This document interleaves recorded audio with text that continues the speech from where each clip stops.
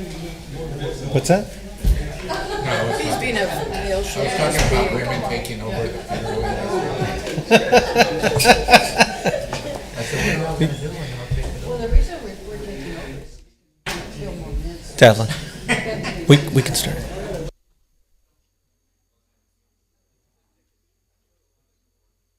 She's going to get us started. Good afternoon and welcome to Opportunity Home San Antonio's Operations and Real Estate Committee meeting. We will begin with a few reminders. First, this meeting will be recorded in its entirety. Recording in progress. If attending virtually, please use the microphone on your screen to mute and unmute. If using the phone, please use *6 to mute and unmute. Additionally, captions have been enabled for this meeting. To modify your preferences, select Show Captions in the meeting controls at the bottom of your Zoom window. We will now conduct Commissioner roll call. Chairwoman Dr. Ana Cha Guzman. Present. Vice Chair Gabriel Lopez. Here. Commissioner Gilbert Casillas. Present. Commissioner Dalia Contreras. Present. Commissioner Lauren D. Dantzler. Present. Commissioner Olga Kaufman. Here. Commissioner Ignacio Perez. Here. Doug Ponick, Board of Commissioners Attorney. I'm here. President and CEO Ed Hinojosa Jr. Here. And our interpreter Vicky Cavazos Jones. You may now call the... Thank you. You may now call the meeting to order. Thank you. The Board of Commissioners or its committee may hold a closed meeting pursuant to Texas Government Code 551.071-076 for consultation concerning attorney-client matters, real estate, litigation, personnel, and security matters. The board or committee reserves the right to enter into closed meeting at any time during the course of the meeting. I understand there are no citizens. Okay. No public comment either? With that, we can go straight to the presentations. Item number 3, update and presentation regarding Alazan by Able City.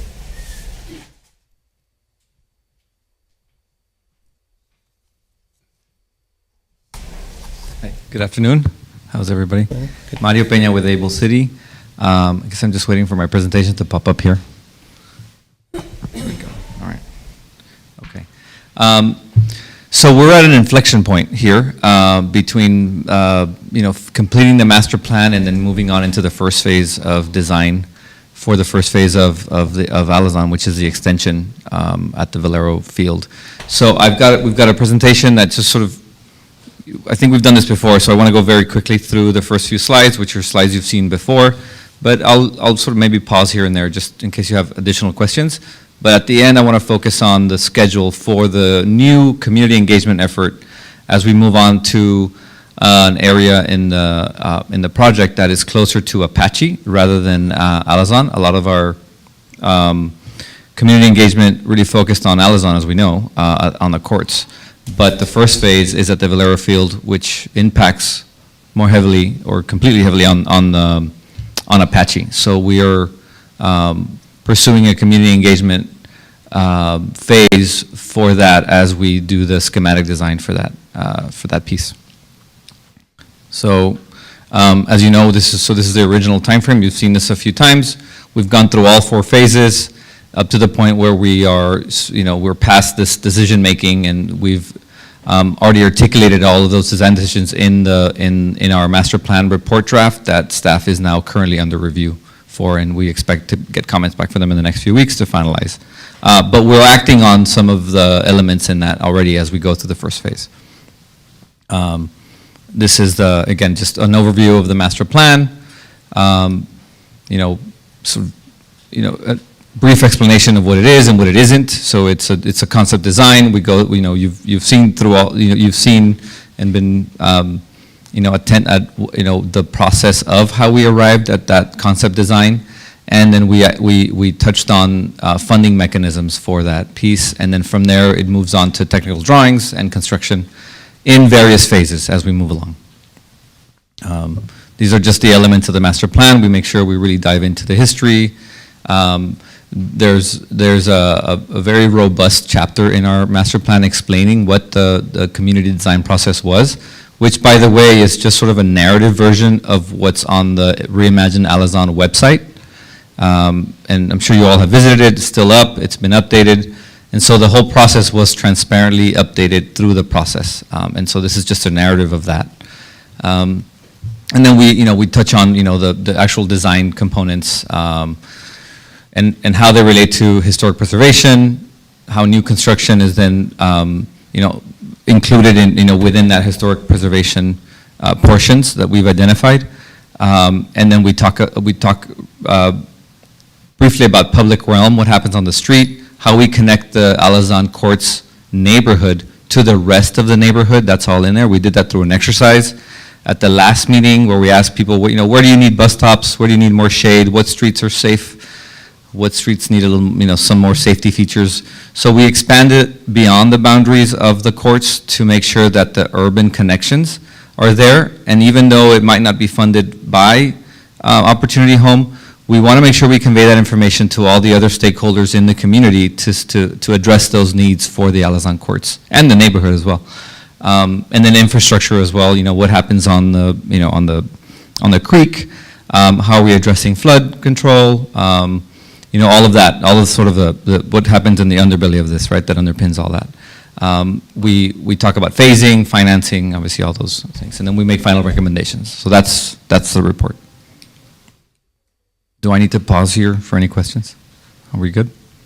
Okay. All right. And you've seen this. These are, hold on. Just beginning on, sort of what on the buildings that were identified to be preserved, rehabilitated, really referencing that original design is what we wrote down in the report as recommendations for the treatment. These are just a few renderings of our design recommendations, both on how we treat the street, how we improve sidewalks, how we improve the walkability and safety for residents by adding vegetation between the sidewalk and the street, by improving the street life for the residents and adding when they're lacking, identifying when the porch sizes are lacking, right? There's some porches that are inhabitable and some that are more decorative, so we want to make sure they're all inhabitable and that we reinforce that sort of front porch life that is important to the community, which is what we heard. And then this creation of these courtyards, which are distributed now more evenly across all of the blocks of Alazan. So all of the blocks now have this internal courtyard, which are they're bordered between the existing buildings, which is what you see here on the left, are the backs of the buildings, and then the new buildings, which are the three-story buildings that are inside the courts. And we've mentioned before, they're not visible from the street, and so that's how we got some consensus for three-story buildings in the area. Here's just another view of that same space between those two, the three-story and the two-story buildings. Again, just showing here some of the massing difference, looking at this, sort of from a bird's eye view that really no one will ever see, but we want to illustrate the fact that we've got three-story buildings and two-story buildings. And then a view, this is basically the same view from the street, showing that you can't see the three-story buildings behind them, keeping that community character that was so important to the stakeholders we spoke to. And then this is a one-story building. Usually on the corners, we've got one-story buildings, keeping those one-story buildings and then refurbishing them to then look more like the original NAFOC design. Sure. Here? Yes. Mm-hmm.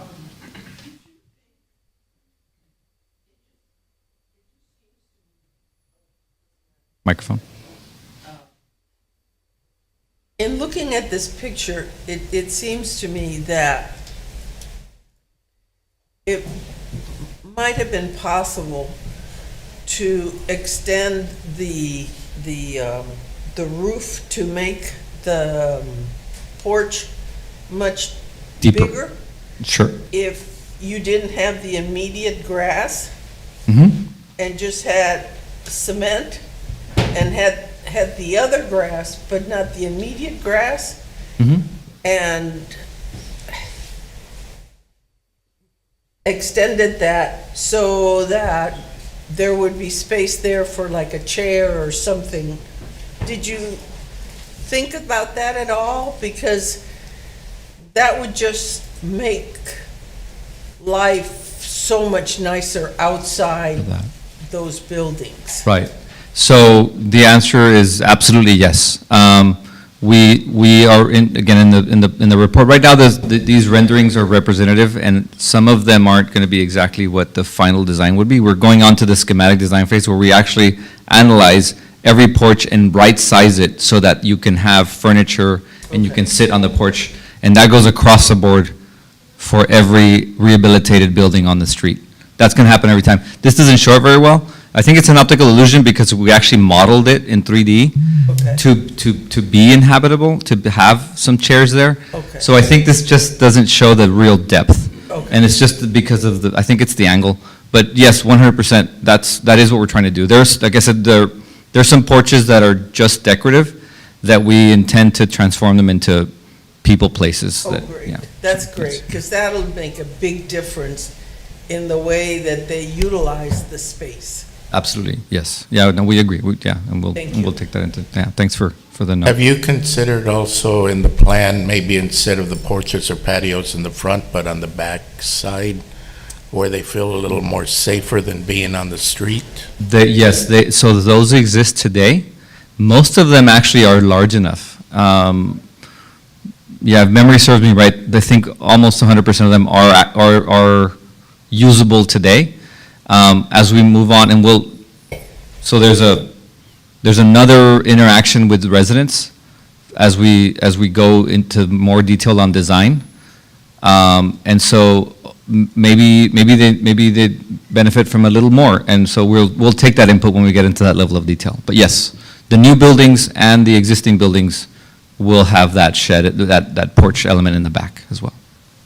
So they would have in the front and in the back, the Correct. new ones would? Right. Oh, great, Yeah. great.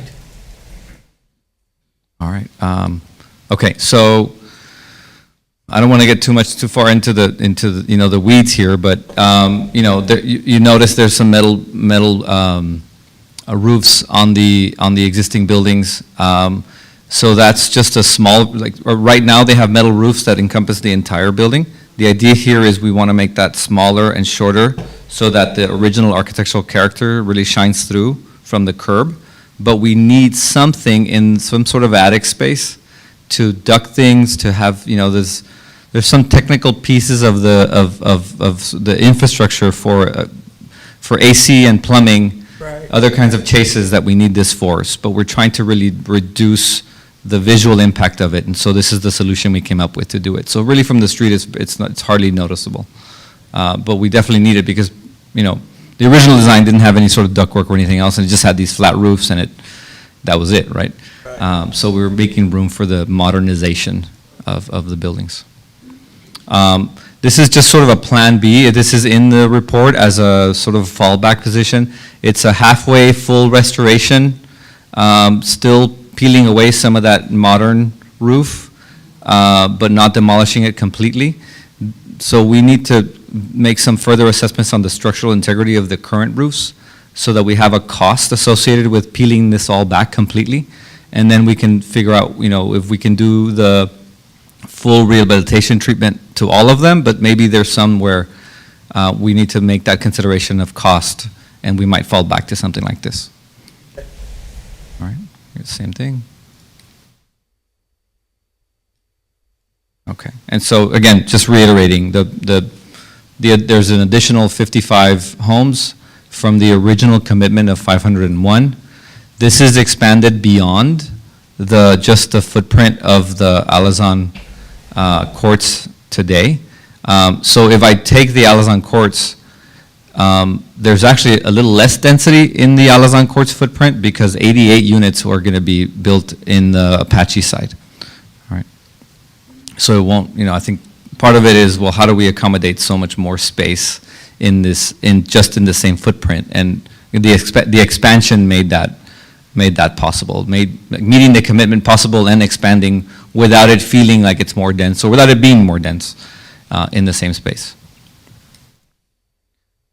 Here's the site plan of the Valero Field proposal. The gray building on the right side is that community center, what residents call the office, the central office. And so behind it is the field, which would be converted into 3-story and 2-story buildings. And then behind that is a part of the Apache that is the central block of the Apache development. And so those 3 yellow buildings are buildings that would include those 88 new units that together, both of these blocks make up the 88 units that we're proposing for this piece. This is just a quick sketch of the massing of that space. You see the 3-story buildings in the middle, and then the 2-story buildings along the street, which really mirror the scale. We intend to really take the architecture of those Apache units into consideration when designing this. And so we're in the middle of that. Our partners, Alamo Architects, are leading that architectural design with us, helping on the schematic design piece, and then leading the community engagement for the next phases. So you'll see more of them as we continue this process. Brief timeline. This is the community engagement timeline. It looks very similar to the one I showed you originally for Alazan Courts, so we're just sort of mimicking that and compressing it into a schematic design phase of a building design. So we have gone out now and knocked on 184 doors for Apache to make sure that Apache residents give us their input now for how the buildings are placed. And there's some things that we're committed to as we receive the bond from the city of San Antonio to make that happen. So certain things like the number of units and the makeup of the units and those kinds of things are sort of set in stone, and they really reference the long process that we had with community to make those decisions. So we're confident that we can continue working through that, but there's still a lot to learn from the Apache side, as far as needs. What do they need to see in the park green spaces in between the buildings? How do we shape that? Should we have fencing? There's a lot of unanswered questions that we'd like their input on, and that's what this new Apache side interaction is designed to do, to take their input for that. Is it 64 interactions, like out of the 184 doors knocked on, about half there was a conversation with sharing what was going on, the flyer and an invitation to committee? Yes, ma'am. Okay, and then 21 signed up. Right, and then we have 22 new committee members. The old committee members are still invited to the resident committee, but now we have 21 new members from Apache. And what's the goal for, what numbers will you feel confident in terms of interactions and people showing up to share their voice? This is actually, we think this is a big win. The proportion, it seems fairly adequate for a good representation. The thing to note is that our doors are always open and we're always notifying residents of new meetings. So this is not a set number. If more people want to join the committee, even if they want to come in and just give us their input once, the doors are always open. These are not closed door meetings. Anyone can come in, any one of the residents can come in and give their input as they need. And we make sure that we're always giving them information.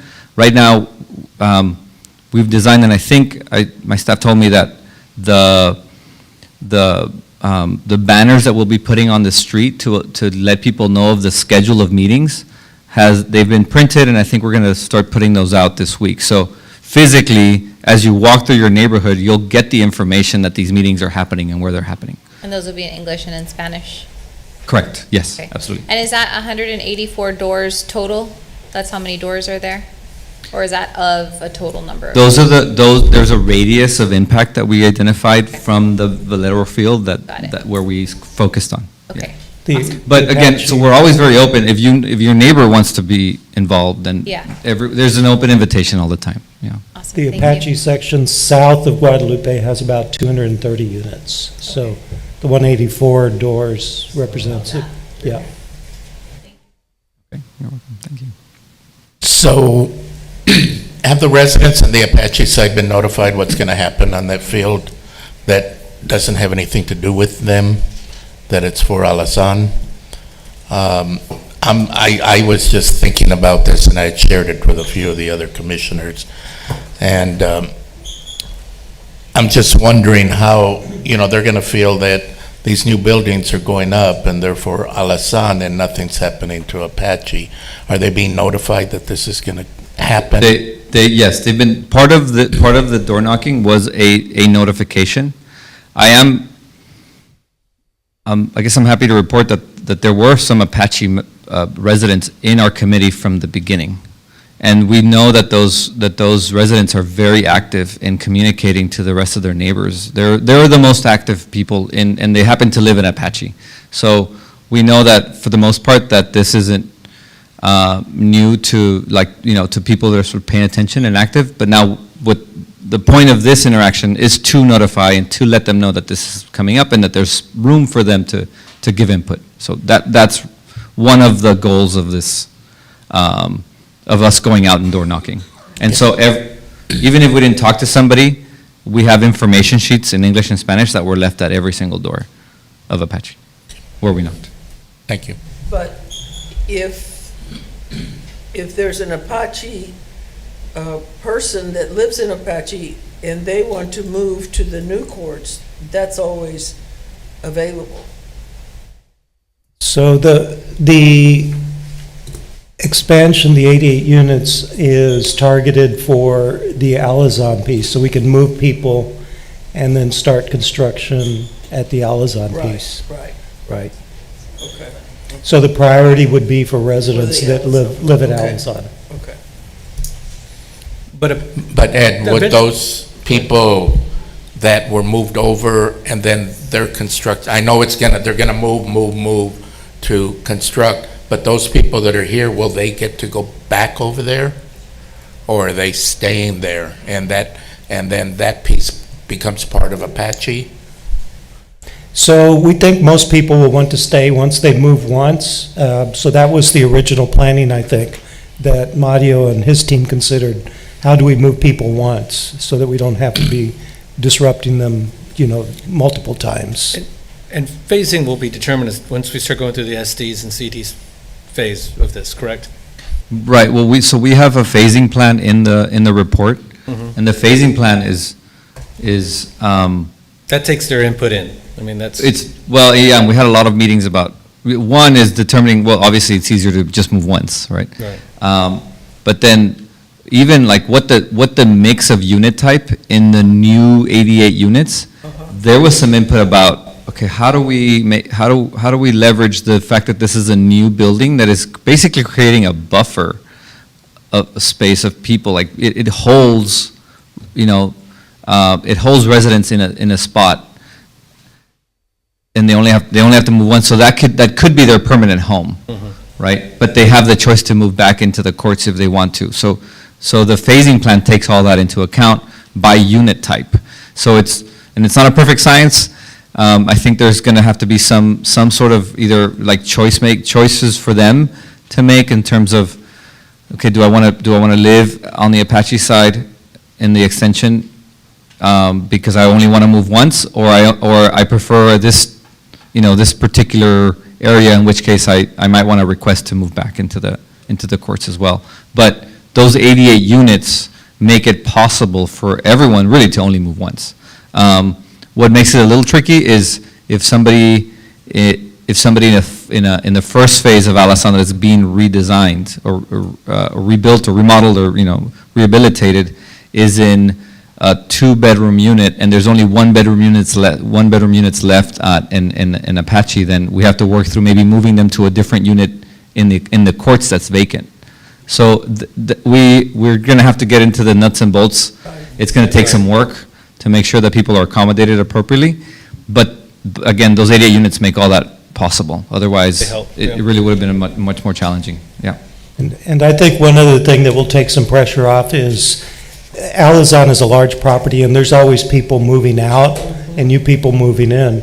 So there's a natural attrition that's happening at some of the units as well. So at some point, we'll decide we're going to stop leasing in this section so that as people move out, more units will be vacated. So that's one issue. The other is there may be some residents that would rather have a voucher, and maybe they're prepared to have a voucher and live somewhere else in town for schools or whatever reason. So that will be available to people as well. So the initial move is probably going to vacate more than 88 units because of attrition, and if there's a few people that want vouchers as well. Are there resources available for those that might have trouble moving? So, Brandy, could you talk a little bit about how we handle the relocation of people whenever we have them moving out?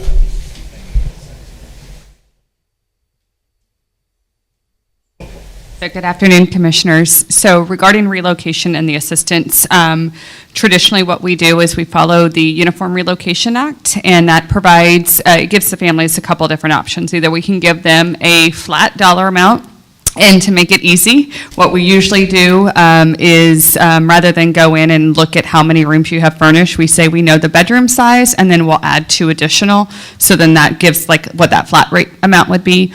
Or the other option, well, there's really another 2 options after the first one, is where we would reimburse reasonable costs. So if a family says, I'm going to go ahead and pay for everything, and then they will submit receipts afterwards, we would reimburse them. There is a reasonable cost, like there's guidance that HUD provides us, or also in the uniform relocation. And the last one is kind of a combination where we would, the organization would hire movers, and we would go in and move the family and then relocate them to their new unit.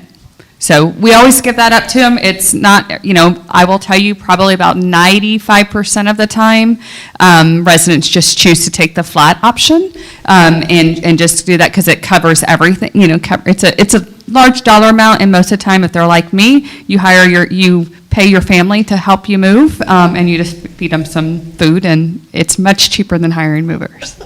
Yeah.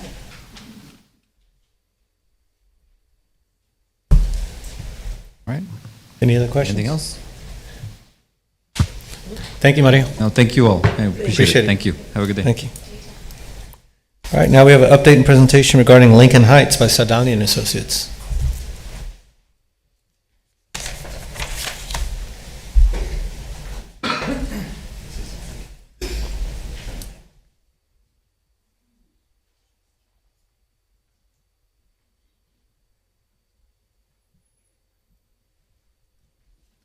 Good afternoon, Commissioners. Happy New Year to all. Thank you for allowing us to present to you our updated Lincoln Heights Housing Master Plan project. In the second half of our presentation, you will see our updated master plan designs developed to address resident concerns and wishes. But first, on behalf of our team, Rebecca Barrera of Somos Cultura y Más will present a retrospective of our work with residents done by her and Mr. Gabriel Velasquez and Ms. Maria Zentella of Avenida Guadalupe.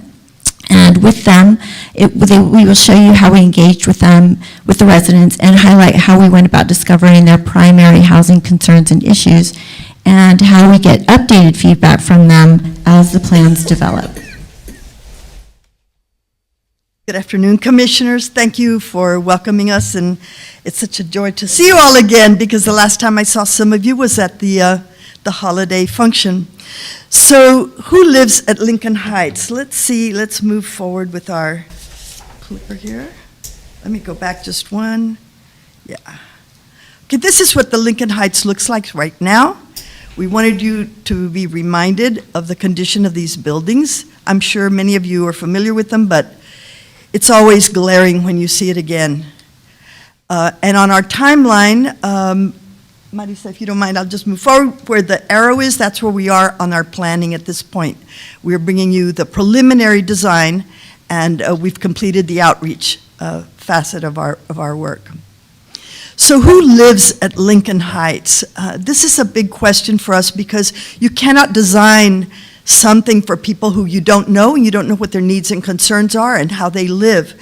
So while these apartments were originally targeted for the African American or Black community some 80 years ago, today the residents are as diverse as any part of the United States. And I know that you have all kinds of charts and data available to you that tell you how many Hispanics, how many Asians, African Americans, elderly, disabled, how many children. But that doesn't tell us what a master plan should have. It just gives us numbers. So we wanted to make sure that we could design a plan that every single person, all these diverse people, could call this place home. And so we wanted to tell you a little bit about them. They're not so different from you and me. It's just their life circumstances, we think, that brought them to this place. We met gardeners who have a garden growing in their front yard. You see one right here. Some people have pets, and you see them walking with their dogs on a leash down the sidewalk. And sometimes you see somebody sitting on a balcony with a cat on their lap. You know, they have pets, same things that we do. Some of the residents told us that they had lived in a car before they came to Lincoln Heights, and they were so grateful to have a place to live. Others were refugees from countries all the way across the world, and some of them don't speak English. And so their children who go to school and children learn languages pretty quickly, they became the translators for us. And among these were women who are covered from head to toe in the clothing of their country or their religion, and we were not allowed to talk to them, only to the husbands. It's important to know that. There are also so many children, all ages, teenagers, infants, all ages of group, and they stand on the corners that I'm going to show you how are pretty unsafe in a minute. They stand there and waiting for the school bus every day. They don't have a place to play. They don't have any place to go. Some of the mothers are looking for childcare. Some are looking for work. One resident showed us her artwork, and she sells her crafts and her drawings in order to support herself. We met a former gang member who was covered in tattoos, and he shared the story of his previous life and how he transitioned to what he does now. And he says he has given his life to Jesus, and so he does good deeds, and he reads from verses every day, which even I don't do. You know, we were supposed to laugh at that part. And they invited me into their home to view the conditions of their apartments. 3 adults living in 2 rooms and a kitchen. The kitchen is probably the size of this desk, and it serves as a laundry room, part closet, and clothing are hanging in there to dry. Their belongings are stacked in boxes and in baskets, stacked on top of each other with little scribbled words of what's in each basket, because there's no place to put a chest of drawers or any kind of shelving. So these residents are very excited about this idea that you all are bringing them something new, and they're thrilled about their future, and we want you to meet them. See if I can make that go. Michelle Alvarado, a resident here at Lincoln Heights. I have been living here for about 4 years now. I love the community. Well, I'm trying to plug myself in and help the community. Don Bird. My name is also Don Bird. I'm the junior, he's the third, almost 4 years. We were almost for a little while housing. We ended up coming to these apartments. I like that rent low. Well, my name is Denise Hernandez. I've lived here all my life in the west side. I was born right here on Lewis Street. My first apartment was here in the Lincoln Forts on Poplar. Now I live on Menchaca. Hi, my name is Rosa Espinosa, and I've been living here at the Lincoln Heights for about 12 years now. And I was part of the group of individuals who were taking the questionnaires for the new plan for the Lincoln Heights. One of the biggest problems I had moving in was the plumbing issue. My whole apartment flooded maybe a week after I had already moved in. Well, I got to know my neighbor really well because it was coming from above me. It happens to multiple families here. The stairways is also opened up to outsiders, so a lot of people come in there and they hide away, and it's very unsafe because, you know, you have intruders now living in your hallways, and so, you know, when you only have one way out and into your apartment, it's very unsettling to go out there any time of the day. It helps me going out there speaking to the residents because they see me living here and they know, they feel more comfortable talking to me. And a lot of drugs, like, and I'm worried about the kids, you know. Some of the traffic through here is kind of, is like, people drive through here like it's kind of crazy and stuff, you know. What would make this community a safer place is if we had a structure in place that would actually close off our area to where it's more of our community than everybody's community. I would like to see the streets closed off, like gated community kind of like me. I hear gunshots but I don't know exactly where they're coming. It doesn't matter though. I mean, bullets come from anywhere, you know? Someone broke in my car, and I was right in front of my house. This is the regular street. We do get a lot of shootouts. Lately, for the past month, we've been hearing about here at Menchaca and right here on the back on the Brano. The children have no playground area. They just play on the street, sometimes with the red cup being here, because they play ball, or they're just running around. They might not be, they have pets. And as you can see, sometimes individuals do not respect traffic rules, so they might drive too fast, which is endangers our kids. The apartments coming across the creek, they're coming apart. We're getting a lot of leaks because of the flooding. It's very old. The buildings are old. The buildings are old and you know, they need to be fixed. You know, the mold, the tearing up, they just really do need to tear them down and bring them from the ground up. Everything redone, everything renewed. This is too old, and everything they fix is like putting a little Band-Aid. Get rid of the CMU walls. You know, it's old structure that was built, I believe, in 1940, 41. You know, it feels cold. It doesn't, there's no warmth, you know, so I like the new plans because I think it's gonna bring more of a home feeling to our residents, and they need that. Michelle Alvarado. Whoops, how do we move forward? Okay, there it is. So there were some very shocking things that we heard as we conversed with each one of these residents. One was the idea of the stairways. So going up the stairways, by the way, these stairs join two apartments, and you go up and there's like a flat space, and then you go down the other side. So you go up and you see the other side going down. It's super dark in there. I did use a flash drive, a flash on my camera to lighten it, but it's way darker than this. I think the staff enhanced it so that you could see there was somebody at the top, but normally you can't see if there's anyone at the top, and there are no lights. So that was really terrifying. Another thing we heard that was really unnerving was that the walls are not insulated, and when it rains, the water bleeds into the house, and so the curtains and everything inside the house gets mold. So to find out more about these concerns and other things we were hearing, we held some resident meetings, and these were organized by the Avenida Guadalupe staff, and they're here with us today to answer any questions you might have, but I wanted to share with you, give you a peek of what some of these conversations were. How long have these been here? 80 years. I would say maybe like 80 years. 1939. Yeah. I think the lines, you know, where we get our water, they're so old that I don't feel safe drinking the water. I have to have bottled water. Not all the heaters work. So like most people during the winter, they have to freeze or they have to buy new heaters. A bullet went through my window, my bedroom window, and I almost got hit. Another person, 2 apartments down, also had a bullet gone through her living room. I grew up in this neighborhood. Okay. Right, and the foundation is really bad.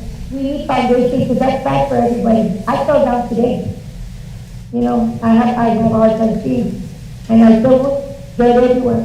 Because I couldn't see where there's certain cracks. The sidewalk is already lifted, the building is already shifted, you can see it. AC would go so hard and trying to reach the back room. I already got heating exhaustion this summer once. I got really sick because, like you said, the sun came down on one side of my room and it heated while I was in there napping, and I got really sick because my AC can only go so far. It couldn't reach my back room. My name is Helen Fair. I'm 81 years old. We love my parents when my father got in the military. We moved in the late 40s. But it was really cool. It was something where we were able to stay there until my parents were able to get home on their own. So yes, I think it is time that this change was made. And I think it's time that we get it. How long have these been here? Here we go again. Why does it do that? Okay, but you see some of the issues that they brought up just in that short little conversation about the water lines, the heaters. I personally saw several heaters that didn't work. I saw people having to add fans to their houses because the air conditioner is just a little window unit in one room. And if you have two rooms, the other room is suffocating. There's no circulation, there's no windows. It's very, very difficult to live there. So these large group meetings also shared with us information like this, that people are parking right on the street, and you heard them say that their cars were always broken into. Almost every single person we spoke to said that their car had been broken into at some time or another. One person told us that sitting in the car, someone drove by and hit the mirror and broke it on their car by another car driving by. And that's just crazy. The trash continues to pile because all around the neighborhood, these are not secured. So everyone in the neighborhood brings their trash to these dumpsters that are all throughout the complex. That's, well, you know how dangerous that is and how unsanitary. And we also found people climbing in the dumpsters, and that was also not very safe or sanitary. And on the right-hand side, this is around the corner from one of the buildings, is where the homeless visitors hang out, and these are the people who show up in the night. They break into the apartments that are empty to take showers, to spend the night when it's raining, whatever. Those are real concerns that every citizen, every resident that was there talked to us about. So we couldn't reach everybody through these big meetings because some people are gone during the day, they have different times. So the genius of the Avenida Guadalupe team, and they're right here, I want you to meet Dr. Maria Centella, who's the one who came up with this great idea, and Gabriel Velasquez, to create a promotora team of the people who had been the most active with us from the very beginning. This is the committee that we started working with way back in May when we began the project. And so these women became our outreach team that went, excuse me, they went from door to door because, and it works, you know, for community work, when you use the locals to work with you, they look just like you. They're your friends, they're your peers, and you're more willing to talk with them openly because you have that innate sense of trust with each other. You're experiencing the same things. So these women went door to door, and 55% of the residents were able to answer the survey. This is a 3-page survey that asked you everything from the lighting to the plumbing to the way the structure was, the air conditioning units, whatever was there. And we got plenty of information. I will tell you, everybody was very, very open and very willing to share what they felt about the apartments. And from all of these types of interactions, then we were able to begin sharing the information back with the community. The talented team of architects from Saldana created a beautiful draft plan that they're going to present to you in a minute, but we presented it first to the residents to see what their thoughts were. And they had this beautiful block party that some of you were present at, and where we could connect informally. And this was a party. I mean, it had everything that you want for a good time, right? They had food, they had gifts, they had very loud music. And we had to compete with that, and we knew we were going to compete with that, so the staff suggested that we figure out a way to create a tent where some action could happen. So we, because Somos Cultura y Más does a lot of work on culture, we took the hojas left over from our tamaladas, and we brought them, and children made ornaments, Christmas ornaments, out of the hojas, and everybody came to the table because they all wanted to make Christmas ornaments. They decorated them, they put little ribbons on them, they put little flowers. Some of you saw some of you even made some, and once they were in the first tent, then they saw that the other two tents had these beautiful designs, and we just pulled them right over. So sometimes the children would stay at the table doing more crafts, and their parents would go over to look at the blueprints. And this is what you saw.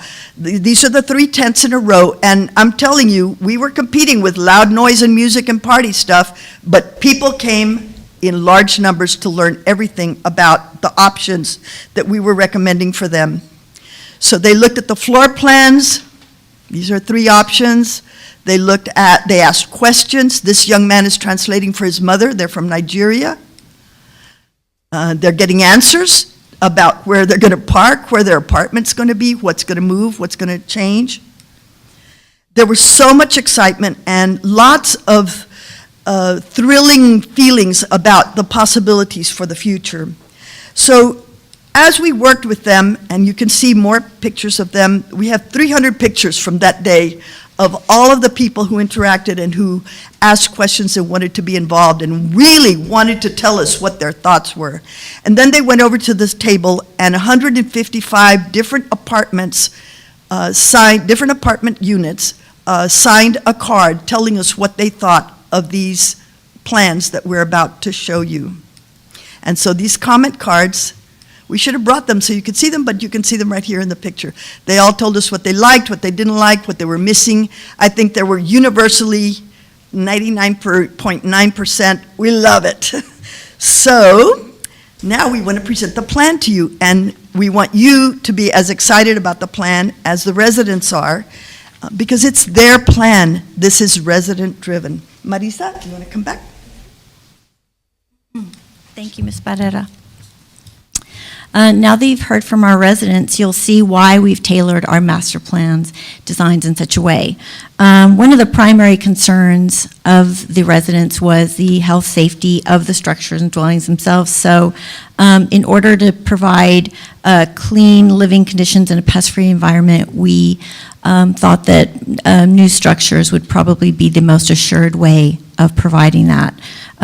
So with new plumbing supplies, sanitation lines, more reliability and more reliable new equipment for HVAC and heating and cooling.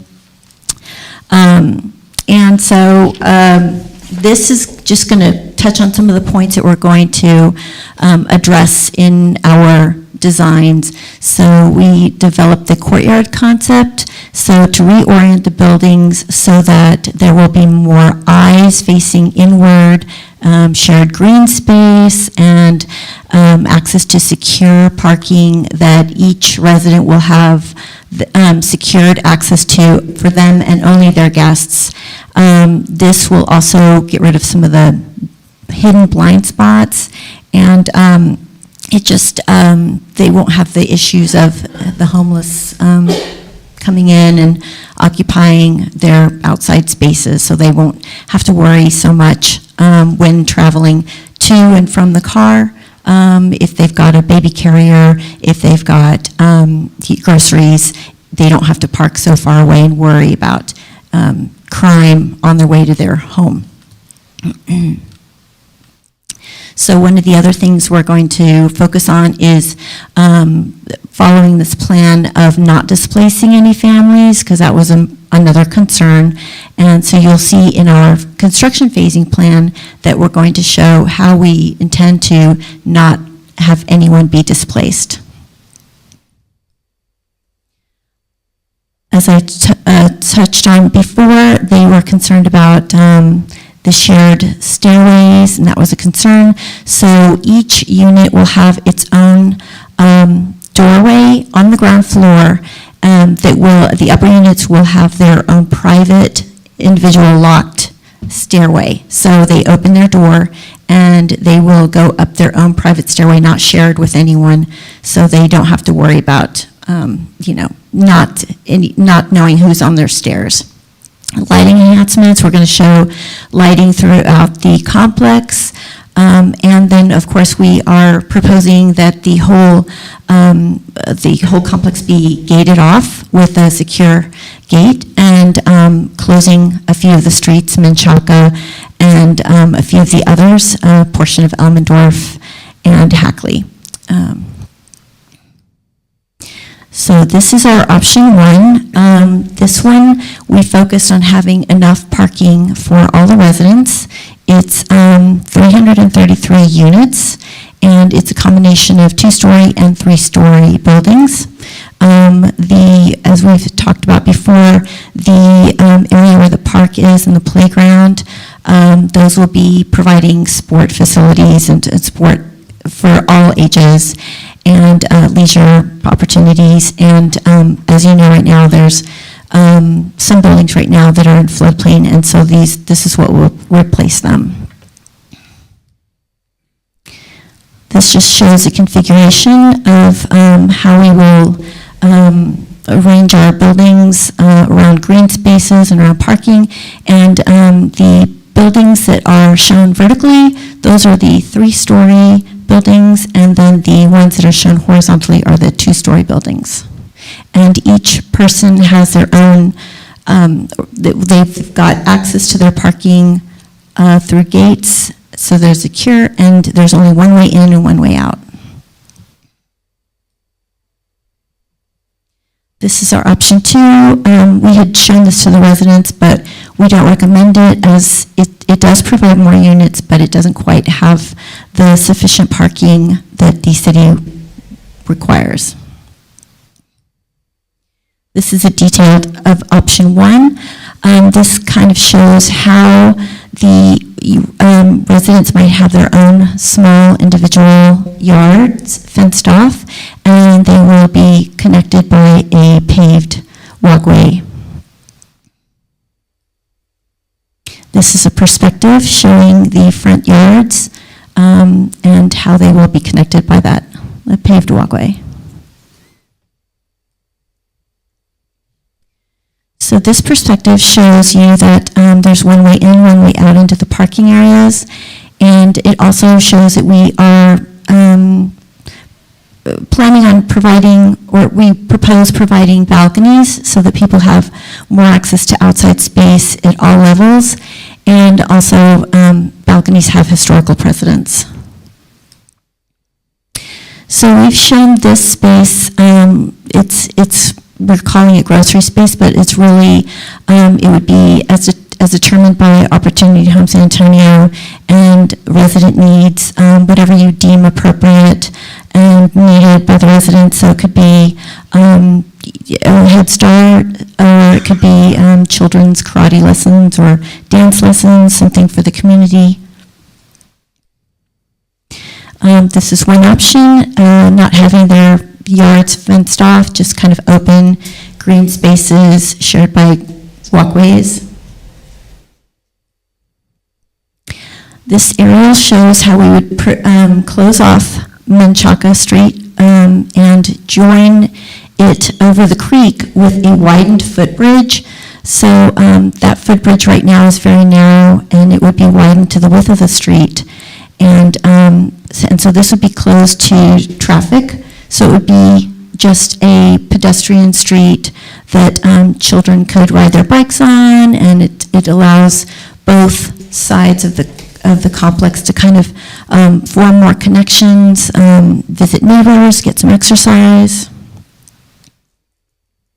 We've removed the exterior security gate in this slide just to show you what it would look like from the outside streets looking in. This is a view straight on from that main pedestrian avenue. So this would be on Menchaca, and we provided some little ramps onto it to make it easier for anyone with a walker or a wheelchair or kids with bikes to be able to come off and on easily. That was a daytime view, and this is a nighttime view. This shows how we plan to use lighting throughout, not just for security, but also to provide a warm, welcoming, inviting, comforting environment. This is a view of the pedestrian bridge that we propose. So right now there's gates showing gates preventing you from accessing the creek directly, but we've removed those just to show the bridge a little bit better. And we figured that it would be a nice opportunity to celebrate the connection by using a little color on the bridge. So that was one proposed option. Let me ask, Ed, would we be working with the city in making sure that they're working with us on the creek enhancement, or what's happening with the creek enhancement? That's not in our scope, right? Yes, I've already met with Yeah. the CEO of the River Authority, and they have funds allocated, and they want to work with us. So we'll be working with them both on the Alazan Creek and also on Okay. this creek. Okay. Is the actual bridge, No, our design, I mean, it would be Saldana's design, they'll implement it, or they have to come up with it? Who has that responsibility? I don't think there's a. I don't know if that's actually funded by us as part of the project Okay. or by them. Yeah, I think it's a dream project yet. Okay. Okay, so our master plan, we've drawn up some floor plans just to kind of show possibilities of how we could open up the floor plan, create more bathroom space, more kitchen space, more daylighting, place for washer and dryer. And so right here, we're showing our one and two bedroom schemes. Then this is our another two-bedroom floor plan. This is the three-bed floor plan, and the four-bed floor plan. So we've added more closet space and more storage, additionally more cabinets in the kitchen because residents had expressed a concern for not having enough storage space and closet space. These are some of our elevations showing possibly what they could look like. So we had proposed brick masonry exterior with stucco as a possibility. Another elevation. And this is a reaction from some of our residents after we showed them our updated plans. I just saw that when I walked up. I was like, that is awesome. Fixing it up, you know? I've heard these buildings have been around for whatever, you know? It's about time that they, get an upgrade, so that's cool. I like what they're doing here, trying to change the community, doing something for the community. No, what they're doing, turning them down, and what he said about, some of us staying on one side, and then when they fix the other side, they can go move in there, and then they'll change the other side. I think that's excellent. A lot of people want to see change here.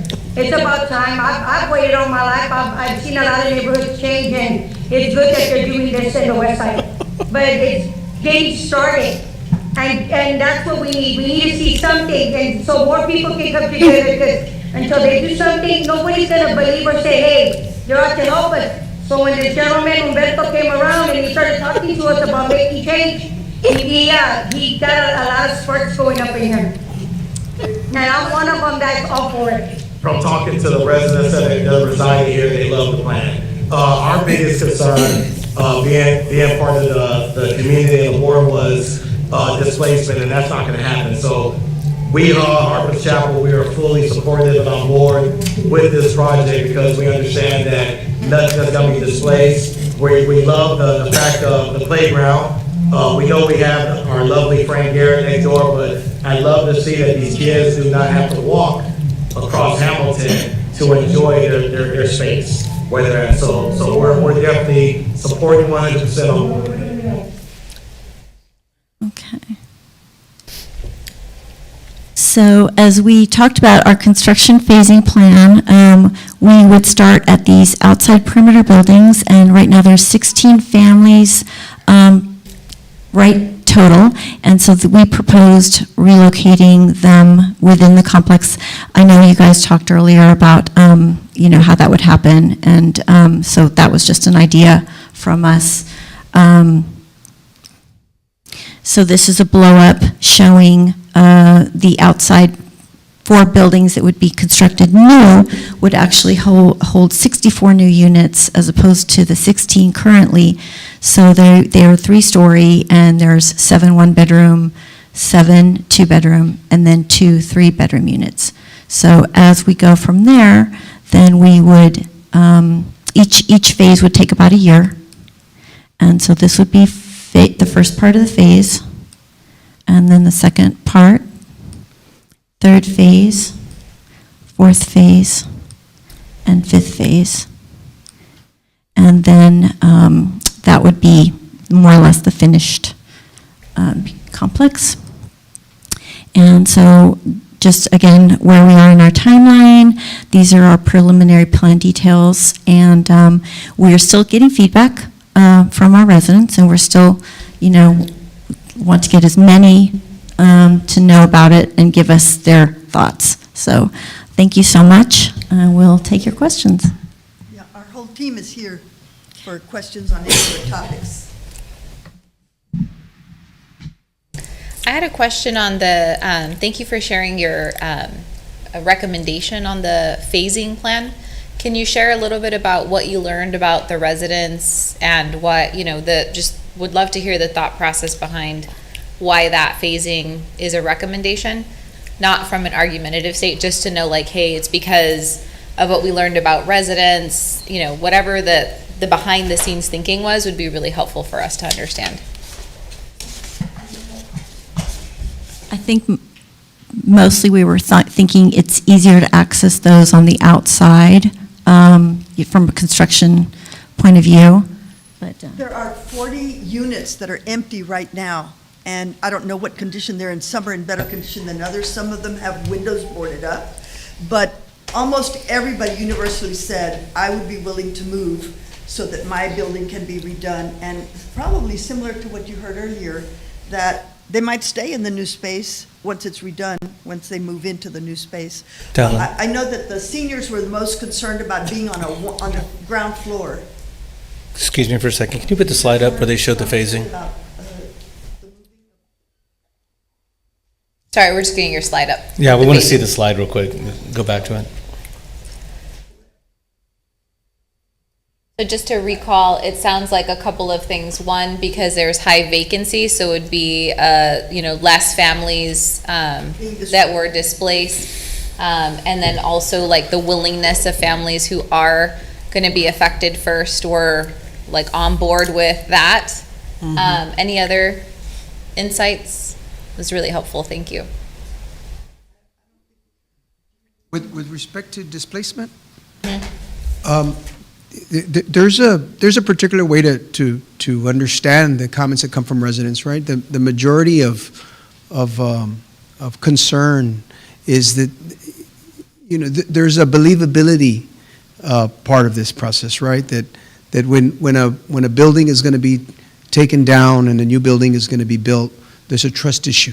Am I really going to get that apartment, right? So they're looking for assurances. So part of the anxiety of how long will it take, will I be on the same street, the options become really a point of trust within the process that these residents are going to go through, what promises are made to them, and how we go about following through with it, right? Because at the same time, we don't want the full spectrum of opportunity that's available to them to be sacrificed because there's just this idea that the quicker I can get into an apartment, the quicker I know that you kept your word, right? We don't want that to be a limitation, right? We also know that there's a lot of work that has to go forward from this point on, right? To make sure that every effort that is taken also provides them with the promise that, yes, this is for real, okay? I think, I know that that's a little bit more subjective. It sounds like that block of families had just trying to make the connection between your sharing about trust building. It sounds like these first 4 buildings have a higher trust or willingness to move first and kind of be like the trailblazers in the process. I think that's part of the balance that has to be struck, right? Because there's a construction, a project reality that is not necessarily parallel with the trust issue or the expectation that the residents have that's not based on this project. It's based on really kind of the anxiety, what do we call it? That idea that, it's like food insecurity, right? We hoard our food because we don't know where our next meal is going to come from, where there's housing insecurity as well. It's not necessarily a reality, particularly with respect to the good job or the job that Saha has done over the decades to ensure that people have a place to live, right? But there's still that insecurity that says that I see a building going up, but I really doubt that it's for me, right? Yeah. And we see this also with Alasan, and it's a balance that we have to be very mature about, right? That the people that are finding themselves in the circumstance of living in public housing, they're going to have a completely different set of wisdoms that might not be parallel with the reality of, say, this next phase of the life of public housing, where we know that we're really going to make this happen. Yeah. Right? Thank you for your responses, and to share a little more around the why behind my question is to understand what we learned about residents living in those units that came, like, the recommendation here is start with these 4 units on Hamilton Avenue, right? And so I just wanted to know what fed that recommendation. You know, it sounds like there's high vacancy, which, you know, it's great, less families will be displaced, there's a willingness of families. You know, maybe you might have found a higher number of families that would have like mobility challenges if they were moved to this other space, and maybe that would have been a reason not to, right? So I was just really trying to understand, what did we learn about those who would be impacted first that informed this recommendation? On that question, there is a strong desire, which is going to be a planning challenge, that they move once, right? Yeah. That where there's vacancy provides the opportunity to say that a family can move into an area that once was vacant, and then there's no real reason for them to move, right? Yeah. But who says that in the process that doesn't change, that in reality they may move to the most available or the newest availability, but then as this project unfolds, to be able to have the power to say, you know what, maybe I'd rather live on Menchaca and not on Lambrano. Yeah. See, so we want to leave it fluid. You know, I also heard from many of the residents that side was the one that had been flooded most often, and that the buildings were in worse condition. There were sidewalks that were cracked. People couldn't. There are some seniors living there, and they have trouble on the sidewalks, and the foundations are in bad shape. Their buildings have shifted. They will tell you that, and I think you heard that in one of the videos. So everyone said that side is the best one to start with, rather than over here, because there are more people over here that would be. I think it's important, especially for me, as we move through that phasing, that's not just arbitrary, hey, we're going to do this. Yeah. That y'all do have that background as y'all start moving through that and working through the next construction phase, so to speak. So that way we know that you've got that information. One of the recommendations that I would make, I mean, I'm an outside consultant, obviously, but I would think that you would want to continue some kind of an outreach strategy continuously with nonprofit organizations that are available to provide support in that community, because that's the only way you're going to know how the community is feeling as this disruption is occurring. Yeah. If they've got a sense of, okay, now we have things going on for us, and they already started over there, but over here we've got classes or we've got other things that are benefiting us in the meantime, and maybe as soon as that playground is up, or maybe one section of it can become more useful right away. And, you know, there are things that could be done to massage or to make it feel better as you're watching your neighbor move into a brand new apartment and you're still waiting.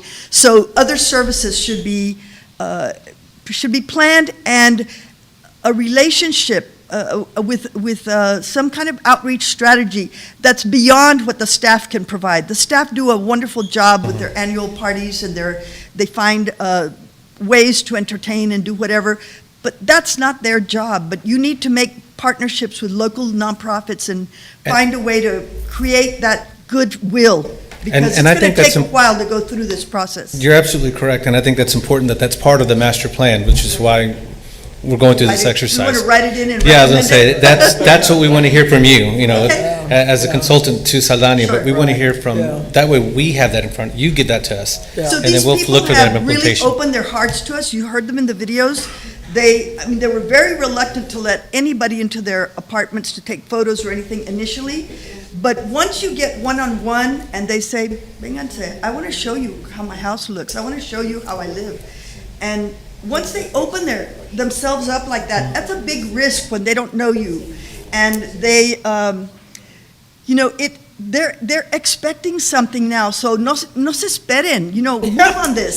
All I can say is get moving on it quick. Come back and make an announcement as soon as the final plans are done and approved.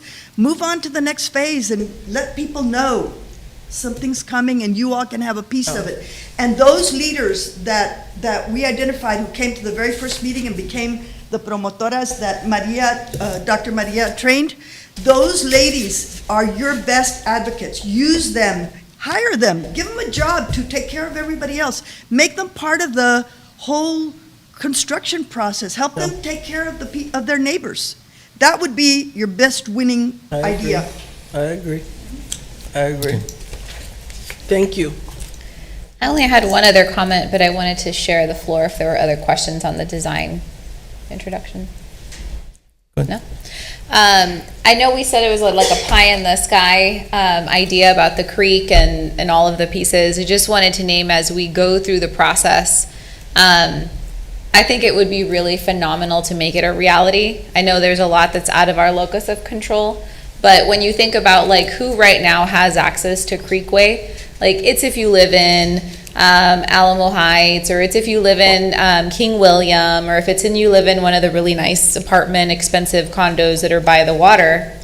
It's not everybody, right? There's an inequity to access to being able to jump on a bike, walk on the creek and enjoy all of this creek expansion. And so I think it would be really powerful for us to have some sort of, the team, how can we help to strategize, because it does require collaboration with other entities.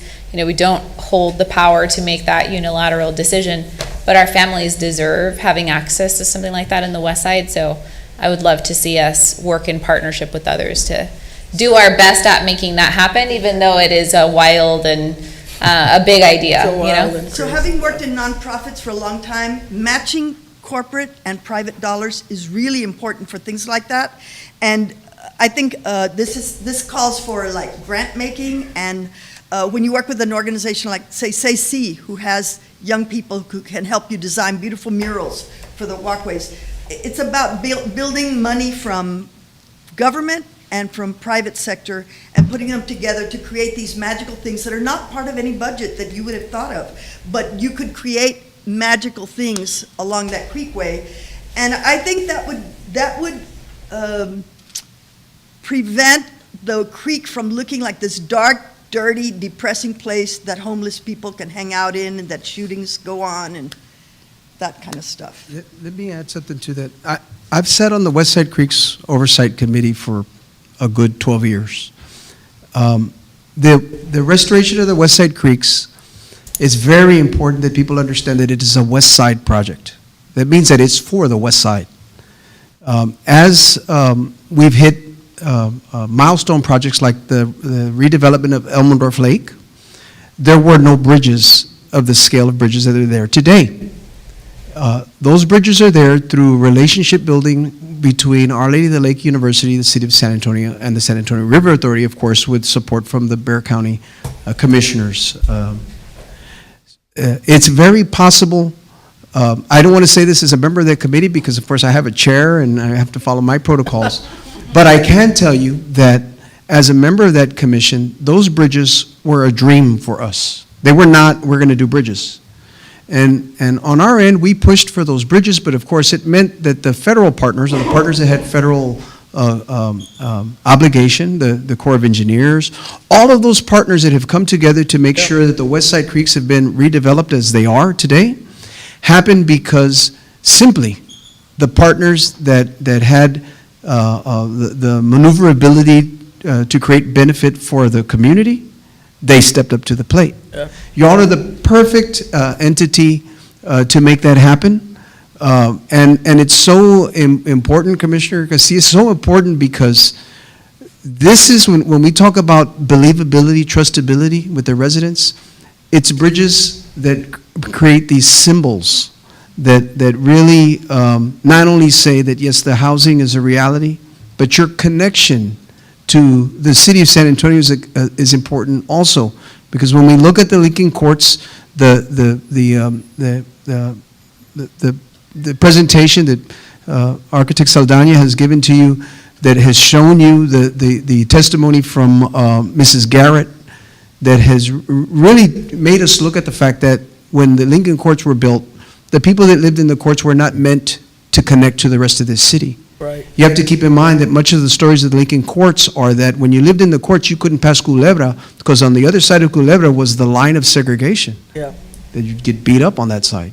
Right. So this project is very important, not just for the fact that people will have better housing, but that it's symbolic to the entry of this segregated community back into our city. And there's nothing better that's happened in the West Side holistically than the restoration of the West Side Creeks, because that lifeline, that bloodline, has been connecting us for the last 5 years very well, and it's doing a good job. It's time that Lincoln develop that partnership with all of those partners and put everybody on the task to make sure that the Lincoln people have access to this wonderful creek restoration.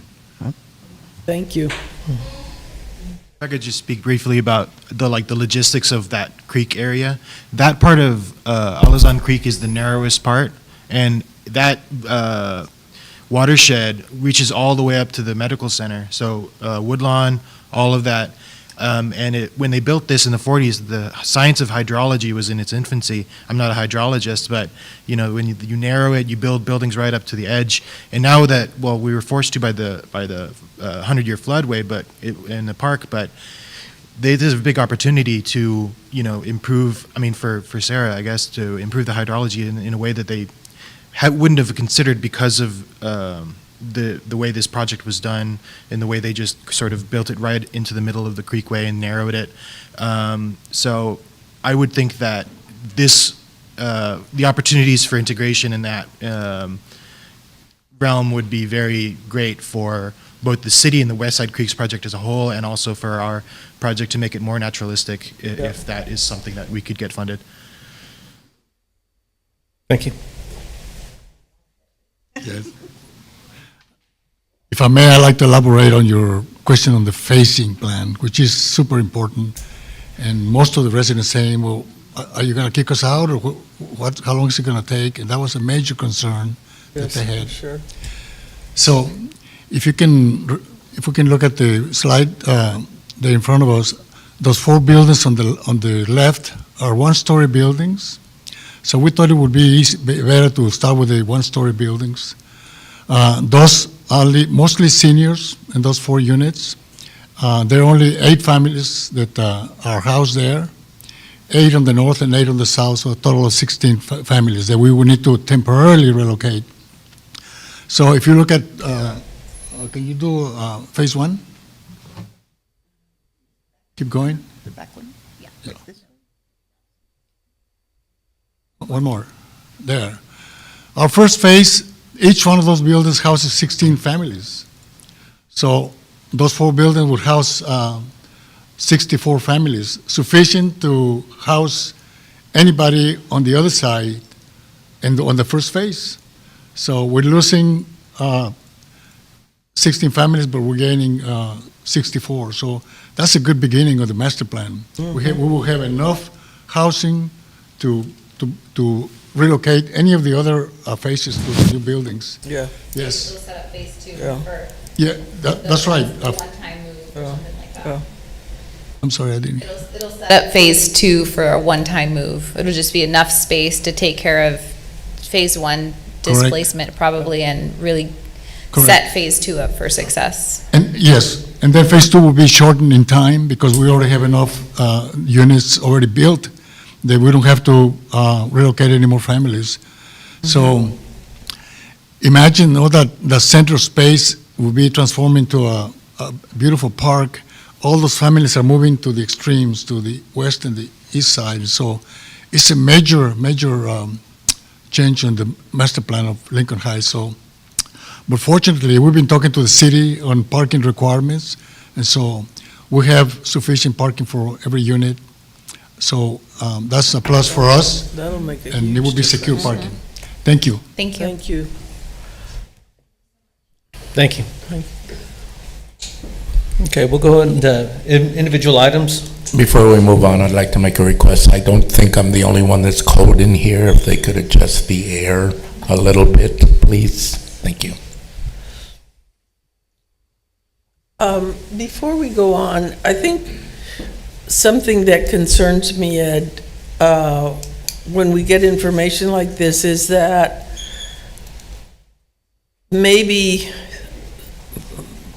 our houses are not being fully utilized, where, you know, this housing didn't have many people.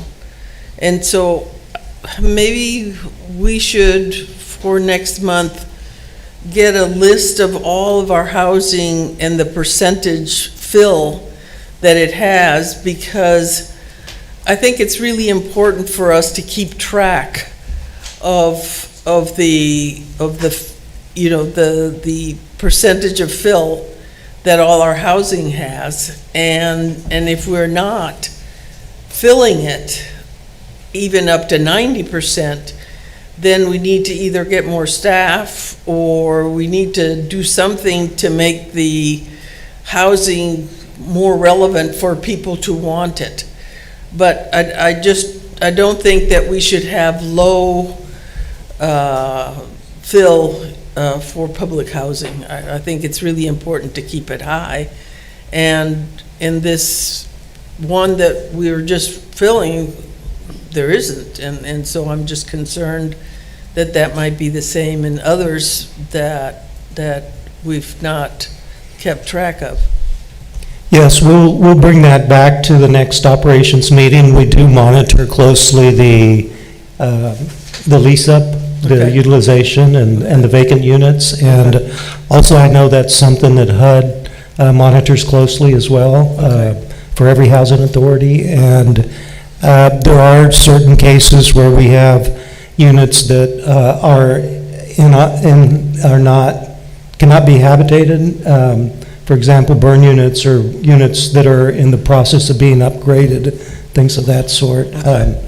And those we keep track of as well, and HUD monitors. But we will bring a report back for all of our public housing and an explanation of the targets we set, Okay. the levels we're at by property for the next operations meeting. Okay, thank you. Saldani and Associates, I appreciate the effort. I did attend y'all's December event, so I really appreciate it. Rebecca, same thing. Y'all's involvement was perfect, so thank you. I saw some of the other commissioners there too, so thank you all for doing that. Okay, let's go to individual items. Number 5, consideration and appropriate action regarding Resolution 6295, authorizing the award of a contract for development initiative consulting services for the Alazan expansion to Baker Tilly through the Philadelphia Housing Authority for an amount not to exceed $485,000 plus. Tim Alcott, Chief Legal Officer. Oh, George. How you doing? How you doing, Commissioners? George Ayala, Director of Procurement. Do you have the slides? Oh, sorry. Okay. So today we're asking for the approval of a contract, your consideration of approval of the contract for the Alazan Expansion Development Initiative Consulting Services. We're asking your approval for award to Baker Tilly with the utilization of a procurement solicitation that was issued out by the Philadelphia Housing Authority. As you all might know, HUD encourages housing authorities to utilize cooperative and interagency agreements to simplify the procurement process whenever whenever Opportunity Home is not, whenever the solicitation meets the criteria of Opportunity Home, set by Opportunity Home. On April 29, 2019, Philadelphia Housing Authority issued a request for proposals for the Development Initiative Consulting Services that closed on May 30th. With a best and final offer date and acceptance by the Public Housing Authority on August 9th of 2019. Based on previous performance, we are recommending that Baker Tilly, you allow us to utilize the contract to utilize Baker Tilly with this interagency agreement. Financial impact. The current award recommends for the development and initiative consulting services is not to exceed an amount of $485,680. The award includes pre-construction and construction consulting services and will be funded from available reserves. To talk to you a little bit about the project, Mr. Alcott.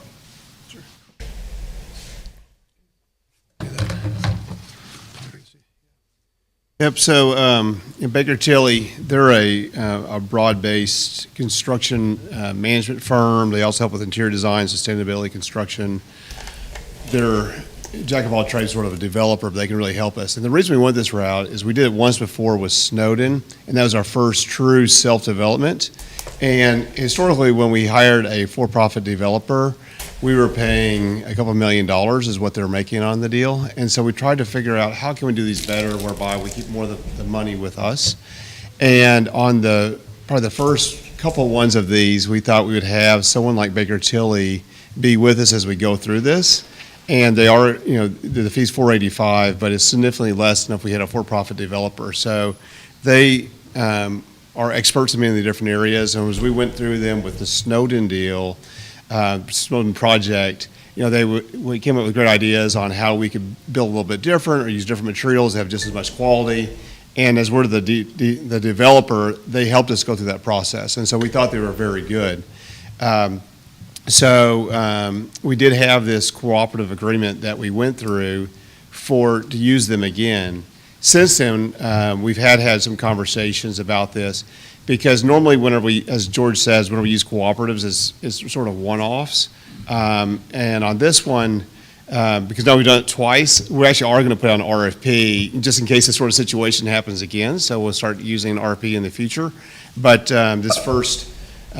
these first two were really our first self-development deals, and having something like this has been very beneficial. So we're asking for your approval for us to assist us through the Alazon expansion. The city has been on this. They've been emailing us as much as this morning on when are we going to break ground.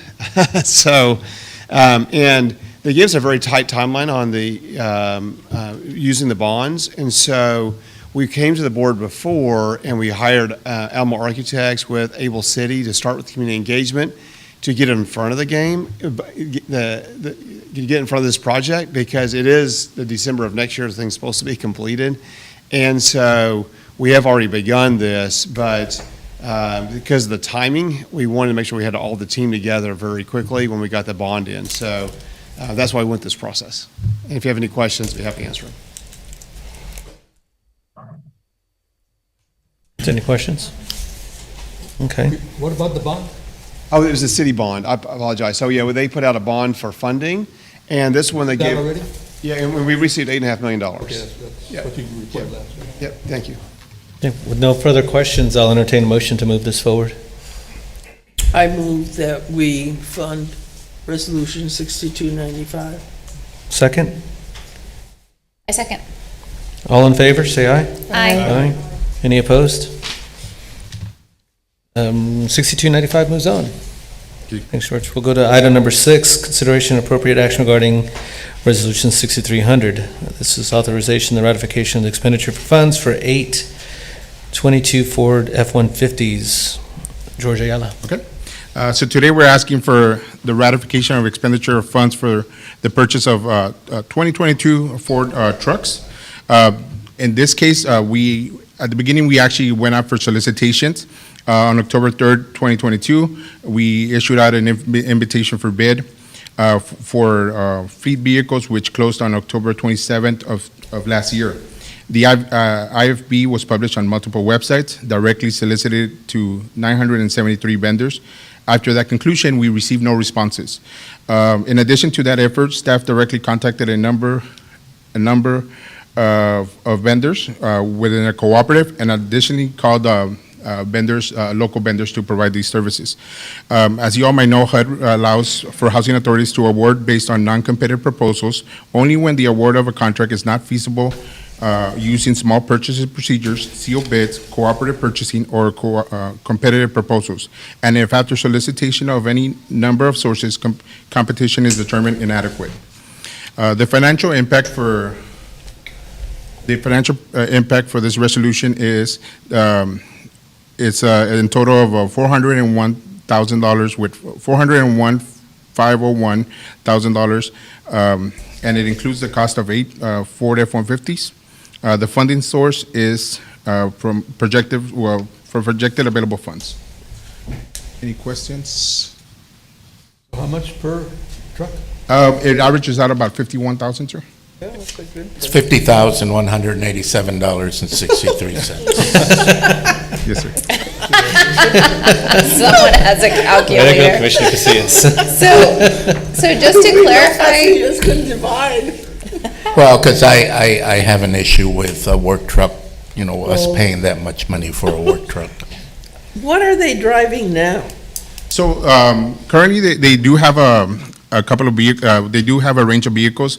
Some of the vehicles do range from 1998 models to the newest 2021 models. They are driving single cab F-150s. They do have several different SUVs and also sedans as well. Because it might be a good idea for us to do a policy where we set, that we purchase truck like every 5 years, and it's this, and then we get on a schedule and we allocate funds for them, and we see that expenditure coming, rather than everybody kind of driving a different thing. That's what I would suggest that you look at doing, but I think that, 8 trucks for $400,000 is a really good buy. George, do you know what the average age of our fleet is? Yes, sir. Like I mentioned, most of them, about 65%, 65 of 129 vehicles, they are aged prior to 2010. These also have a mileage range from 2,000 to the highest of 168,000 miles. this is an assumption question, so rather than making assumptions, I'll just ask. Similar to like the care of facilities that we would have in a facilities master plan that shows when we'll need to have scheduled, redoing chillers and, all of the things that it requires to maintain our facilities. Do we have something similar for fleets I know we probably have it for IT and tech, that this was like a planned thing, part of like, we have a master plan, this was the year that we're set to replace 8 of the vehicles, that it's connected to? Yeah, that's what I was suggesting. Yes, so currently we do work with the City of San Antonio Maintenance Department, and they actually tell us when the maintenance schedules are, and also give us recommendations based on the condition. So based on that condition, that's when we decide to replace them. Yeah, but they don't. So it's like have an a- annual review thing versus a forecasted plan? Yes, ma'am, it's Yeah. more of an annual. I think it does make sense to put some sort of a forward-looking Yeah. plan together. Right. Because if most of the vehicles are 12 years or more old. Right. It's really time. I'm thinking historically, we've never really had the funding to be able to execute so many number of vehicles every year. Right. And it'd be great if we could get to a 5-year rotation. Exactly. And there's going to be a cost associated Yeah. with that, obviously. Yeah. So we'll have to That's a put that into our. Yeah. I was saying, but that's delicate, because then we'll open ourselves up to people saying, why are you buying a new truck every 5 years? Well, because it's cheaper to have a new truck Versus than an old truck that you have to fix. maintenance-wise. Yeah.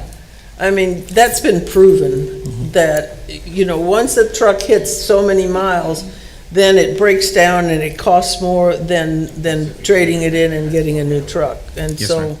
And- I mean, and- and having a plan and sticking to the plan always works better than just happenstance whenever people need it. And just to let you know, in the process of purchasing these vehicles, we did look at different options, and we got some ideas on how to have a refresh program for our vehicles as well. So that is something that we are currently working on. Might get more dealers to respond to the RFP that way too, when they know they're gonna, Yeah, that was really shocking. I was like, That- nobody responds, so then you Nobody basically just had to responded to shop around and get a best price. Yes, ma'am. And one of the considerations, so we've been hearing that there's a delay in production, up to 9 months. Yeah. And in fact, just recently, I talked to several of the vendors, and they informed me that Ford is not taking any orders for 2023 models. They're going to wait until 2024 models. So it's already pretty much packed for this Amazing year. what COVID did. So we are It's looking amazing. at acquiring in-stock vehicles. Yeah. It would be good to have that forecast, even if we don't, it's like a plan for what you know is coming, even if you don't have the money to do it. We know, it'd be better for us to know that in a couple of years, we're gonna get hit hard because the majority of the fleet, aging. kind of is aged. Yeah. And then, then it's not coming from available reserves, but actually something in the budget that we Right. earmarked. Exactly. Thank you. And I think if we do every 5 years, if we trade those vehicles in, they have a better trade-in value because they're not Exactly. that old. Always. What do you do with these aged vehicles as you replace them? So one of the options that we do is that we hold them up for auction. We actually put all of our vehicles in public surplus. So we do advertise as required by law, and we usually have a minimum value that we put on our bids. So we base it on Kelly Blue Book value. So Yeah. that's the minimum pricing that we take for our That's what we vehicles. used to do too. So we'll plan to bring to a future ops committee Yeah. meeting a plan for how to handle vehicles. Thank you. With no other questions, I'll take a motion. I move that resolution 6300 get funded. Can I get a second? I second. All in favor? Aye. Any opposed? Yes, no.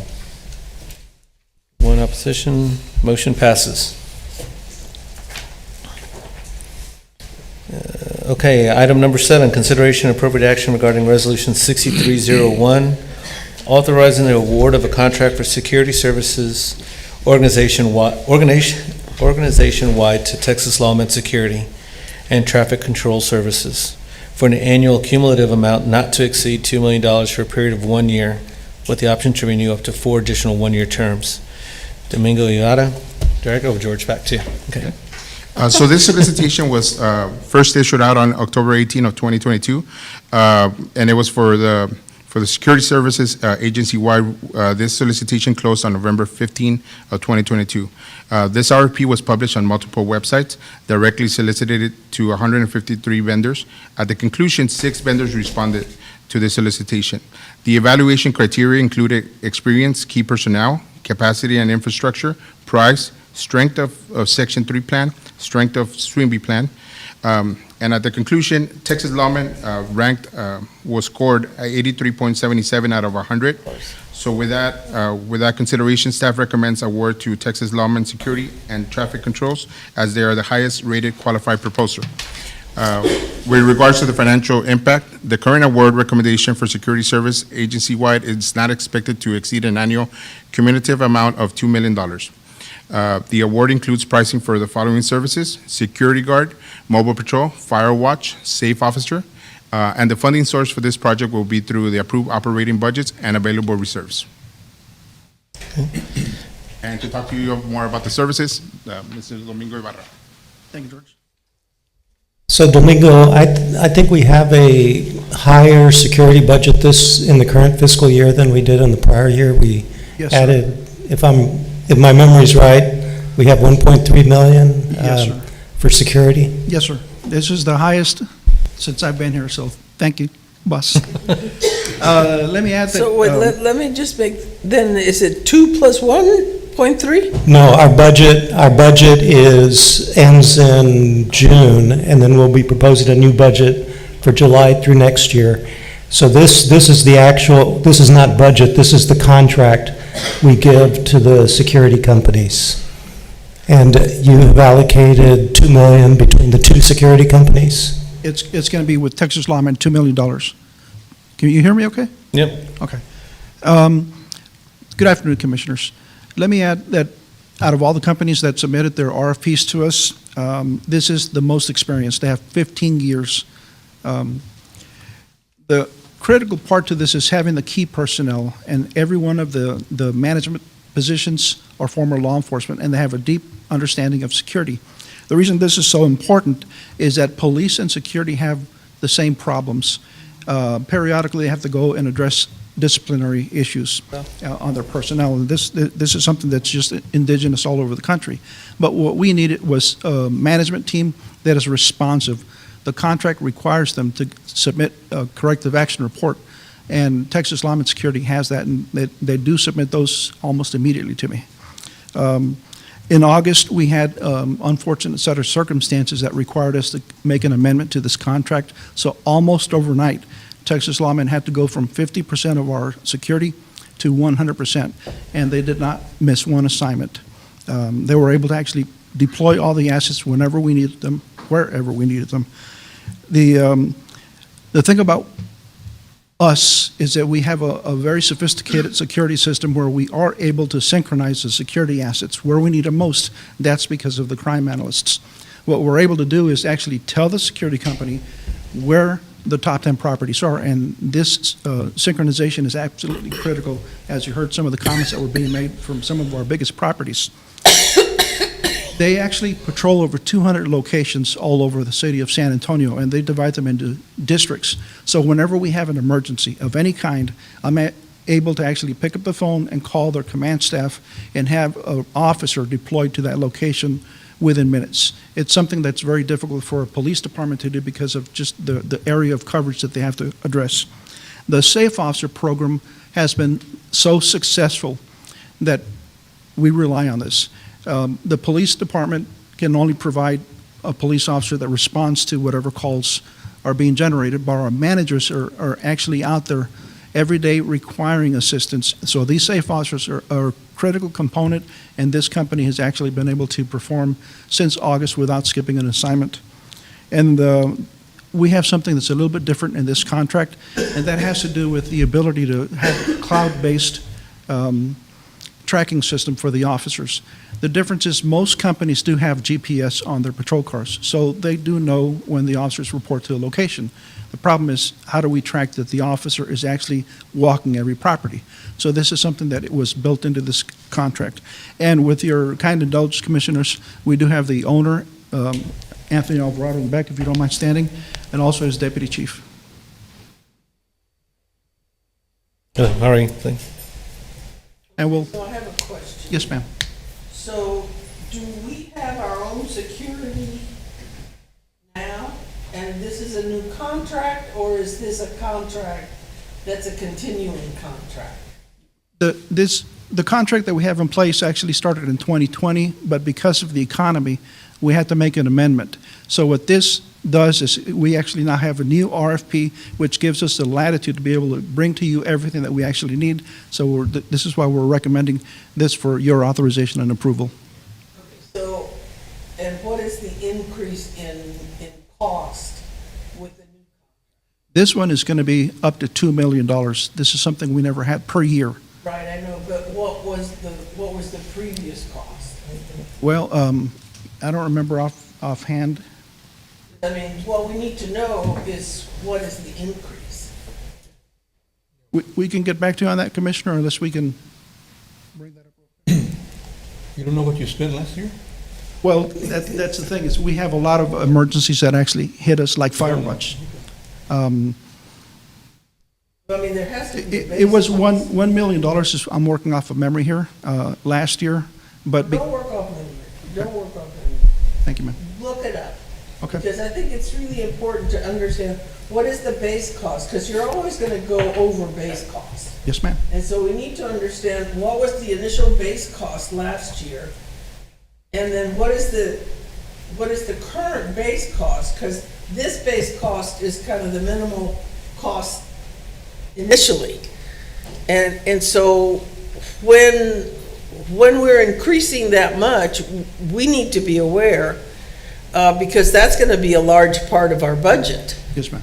And I think what we need to think through is it better to have your own police force, or is it better to contract it out? Yes, ma'am. Because in school districts and in colleges, I have seen it both ways, and I have seen it work well and badly both ways. So, I mean, I'd like to see if we, have we done it both ways? What would be the cost both ways? Because a $2 million hit initially as a base cost, that's a huge piece of the budget that we need to really think through. So Yes, ma'am. I think also, Diana, if you could look up the actual budget for this year and how much we've spent, because the budget is different from the contract. Right. So I understand that one. and the budget that we have approved for this year is 1.3 million through June. And of course, Diana and her team are collecting the budgets for next year, which we will bring back to the board in May and June for approval beginning July. And do you know how much we've spent this year? Yes, so we budgeted 1.4 total, and as of June, we've spent about $600,000 total. Okay, so you budgeted 1.4, okay, and so you would assume that the bill was going to be 1.4.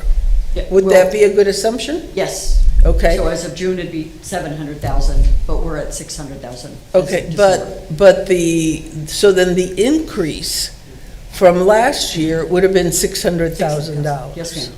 Okay.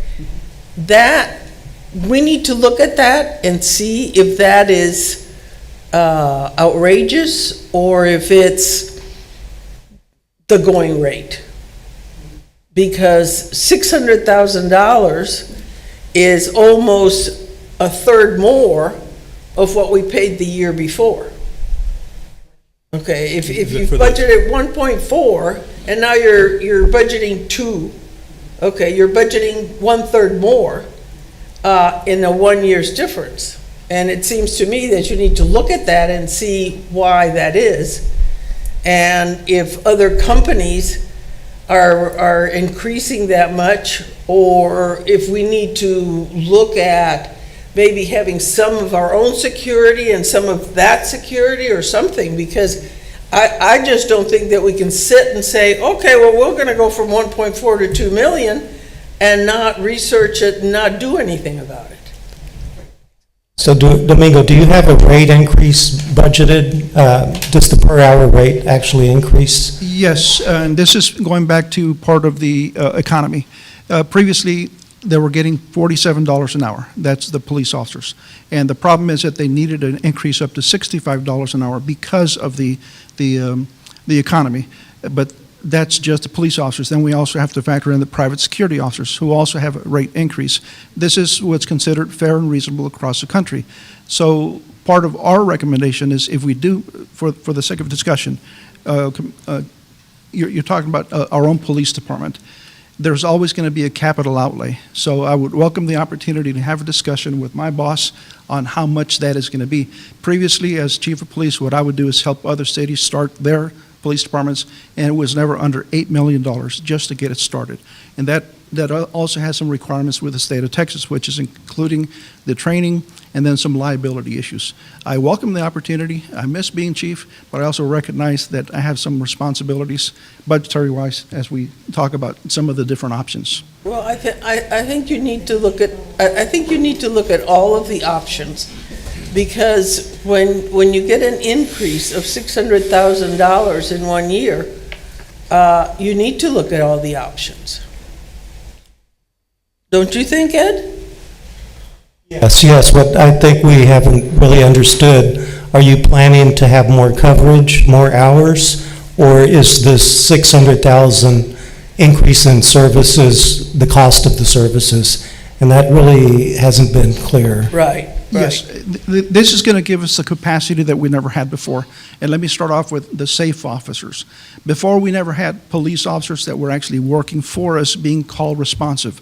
That in and of itself recognized actually is most of that $600,000. If we were to not have that, then the managers call the police department, and now they're having to rely on their response times, which is usually around 2 to 4 hours. You know what? This is too important to have it, Brett, to have it talked. I think we need a report. Okay. I think what we need is, this is what we had before. This was not sufficient. this is what we're going to have next, this is what we have asked, because it's a new environment. We may have more houses now, we may need more, whatever. Whatever you think you need, you can write it down and you can then include why the costs have been, but we need to see it and we need to be able to defend it to the public of why we would increase 600,000 in 1 year and be able to defend it and say, we have acquired new facilities, we have acquired new services, and this is for the good of the community. The information that you put in the summary, Yes, sir. yeah, I guess she wants to see that, but that's, because I see that now you're adding stuff, central lobby. Now you're doing the tracking. Now, with this money, you're going to get the access to the SAFE program. That, I guess, maybe spell that out. Oh, yes, we welcome the opportunity. Thank you. We'll plan to bring that to the next operations meeting. Yep. I just have a comment because I noticed that the price proposal by the company was 1.3 million and you're asking for 2 million. So that's $700,000 more. But I do want to go a bit further to say that I know issues come up like fire watches, like my property right now. We have an officer there anywhere from 16 hours to 24 hours every day. Weekends it's 24 hours. And during the week, they come on at 5 o'clock when the property staff leaves, and they stay till 8 o'clock when the property staff comes, because our fire alarm system is down. And until that gets fixed, if we have a fire, there are no alarms that go off. So that's stuff, that's extra money that comes in that's not allocated. Our safe officers, we can't rely on SAPD in our properties. No, I have understand called that. before on the properties, and sometimes they don't even show up. Yes, So with this safe officer program that they have created here, they send out an officer, and they're usually there within, as soon as they can get there. And they will take care of the issue until they're there until SAPD shows up. Right. So, some of these things come up that aren't in the budget. But I understand kind of where you're coming from. Yeah, because that's not even. Show us the difference and why you're Exactly, asking for because more. That's not even in the 200,000. That's not even in there. It's not, because that's the base. So the budget originally for this fiscal year that we're currently in is the 1.4, which was the previous contract, and then this new contract that we're seeking approval. Yes. In our budget cycle, we're going to put that in. So roughly, if we look at what we knew we had today was the 1.4 million. Right. The added costs, to what Commissioner Casillas has, the fire watch, the extended of our safe officers, some of the new beacon properties that we know are going to be projected come in. That is really kind of that 600 plus the additional. We know that most of our contractors are going up on fees because of the recruitment process that we deal with. So all of that, and so I think, I hear you, Commissioner, let's have that detailed. It is in our summary, but really explain those differences. I'm sorry, but Lopez read the sorry, that's not what's needed. I mean, the summary is just, well, I need this. No, what you need to do is specify.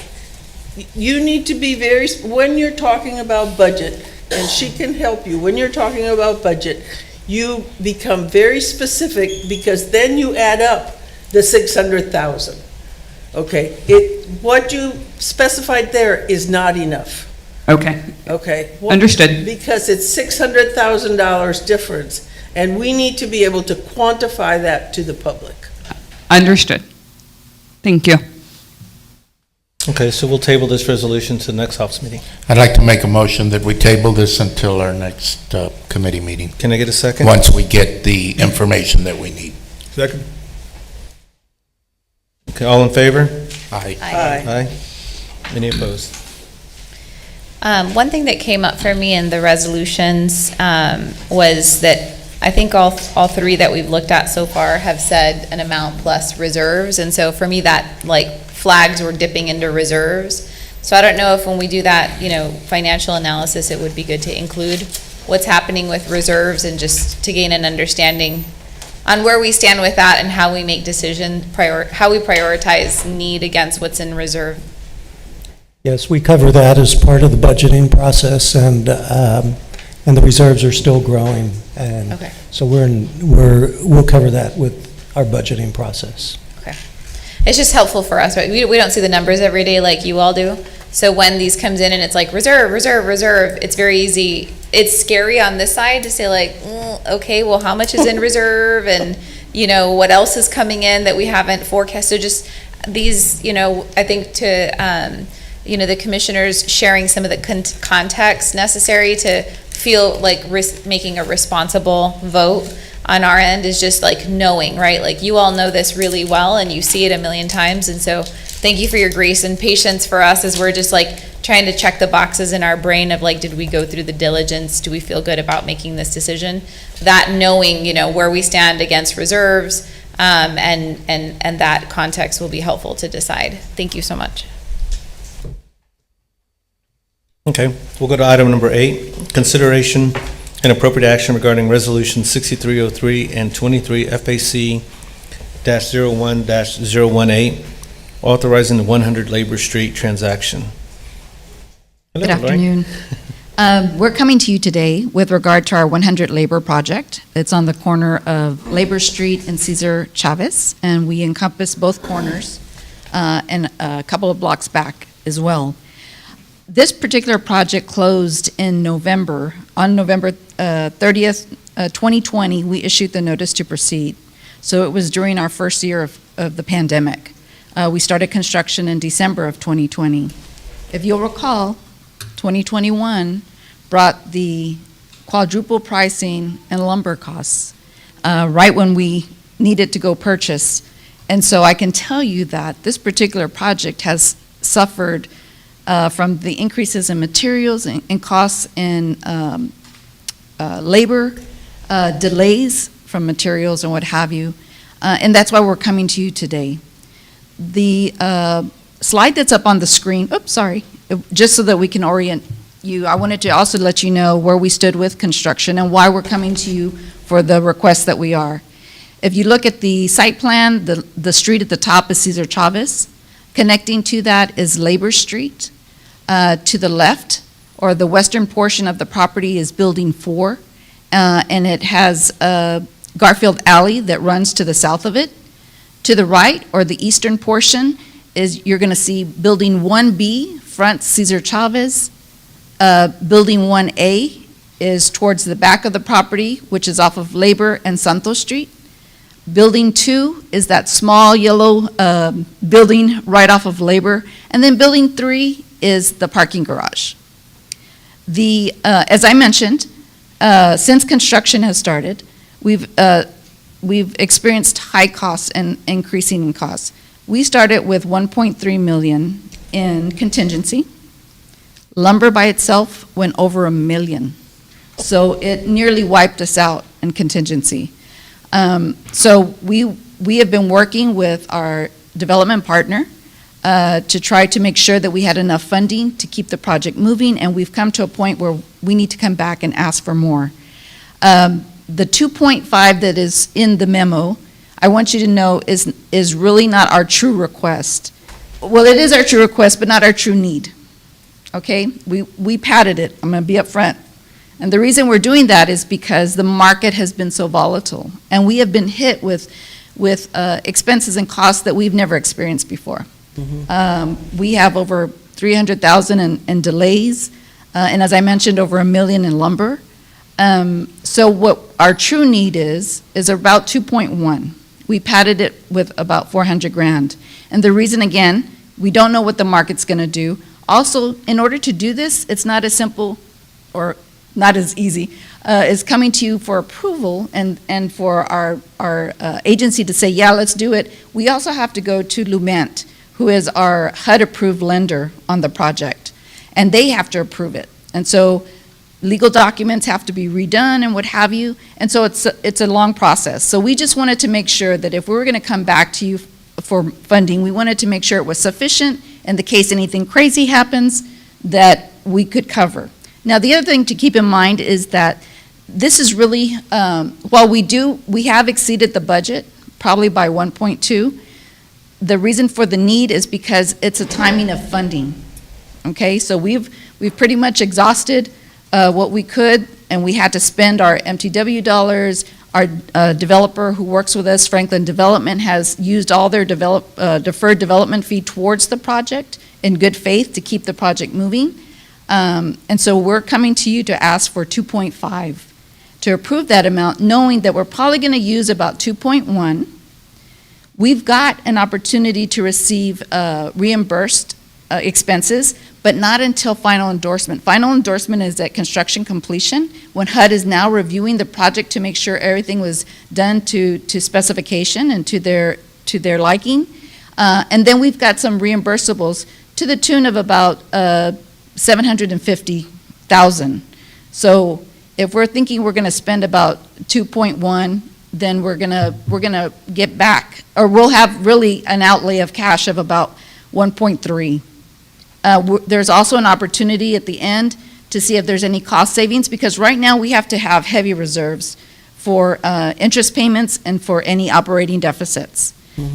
Once the project is completed and we've occupied the property, anything left over in those budget line items, we can use towards the project. So again, we have an opportunity to reimburse ourselves. But at this point, we're in need of funding. We've got probably about 600,000 in change orders that are sitting that we need to make sure that we have funding, appropriate funding for, so that we can keep the project moving. The project right now is at 68% complete. Can we go to the next slide? Let me ask you why we have 600,000 in change orders. So remember I mentioned that we've got about over 300,000 in delays, and that's with utility companies, with the city, with, materials. There's different project delays that have caused that. So that impacts change orders? Yes, ma'am. So would that include fixing the street between Chavez and Victoria Court, the end of Victoria Court? No. Victoria Plaza? No, sir. We do have some infrastructure So improvements. there's no money for that 3 blocks? Are you talking about the city street? No, yeah, I guess so. So From Chavez, you cut there and you're in the Lavaca neighborhood. Right. So we have done some improvements with the infrastructure all along About the that street? corridor. The 3 blocks that hasn't been improved. But what in particular, or what specifically are you meaning? Make sure I got the right spot. So when you go to Chavez, you take a right onto 100 Labor on both sides. Yeah, so we're going to work on that and put some parking lots there, because there's 3 commercial establishments inside this development. And so we are going to do the parking. We also have, if you know where that staging area is off to the right. Well, I'm talking about from Chavez towards the neighborhood. On Chavez itself? No. Okay. On Labor. On Labor. So the on Labor is right. About 3 or 4 blocks that has not been fixed. The street. The city street, Labor. Yeah, so we're not doing the city streets, but we are adding some additional parking spots on our property. But we can reach out to the city and look at that and see if the city will do the streets. But we haven't paid for the city streets. Oh, okay. So the city's not doing it because? I cannot answer that question. I don't know why the city's not doing it. That's their expense. So. I no longer turn there. I have to go down 3 blocks and then. Because I think it's because you haven't called them yet. So, Tim, or Lorraine, what percentage complete is the project? 68%. And this here, if you look at the screen, you've got a view of building 1A, which is towards the back of the project, and 1B, which fronts Cesar Chavez. Next one. And this is building 1A, and this is the courtyard area where the swimming pool will be, as well as the leasing office. Next slide. This is building 4, so this is on the western block, and that's the corner, and you can see the north side and then the south side of the building. Next slide. Here's some interior views of building 4. Next slide. What's your confidence that 2.5 million or 2.1 million will get you to the finish line? I have a great deal of confidence. Yeah, we talked about it as a team. with our CFO as well to make sure that we felt that it was sufficient. Even our attorney asked, are you sure that you just want to ask for we were originally going to come for about 2.2, 2.3, and she says, are you sure? Because we're going to have to redo all these documents. You're going to have to go back to the board. We said, okay, we'll go ahead and go at 2.5, knowing that we're probably not even going to get close to that. But again, no crystal ball, we don't Okay. know.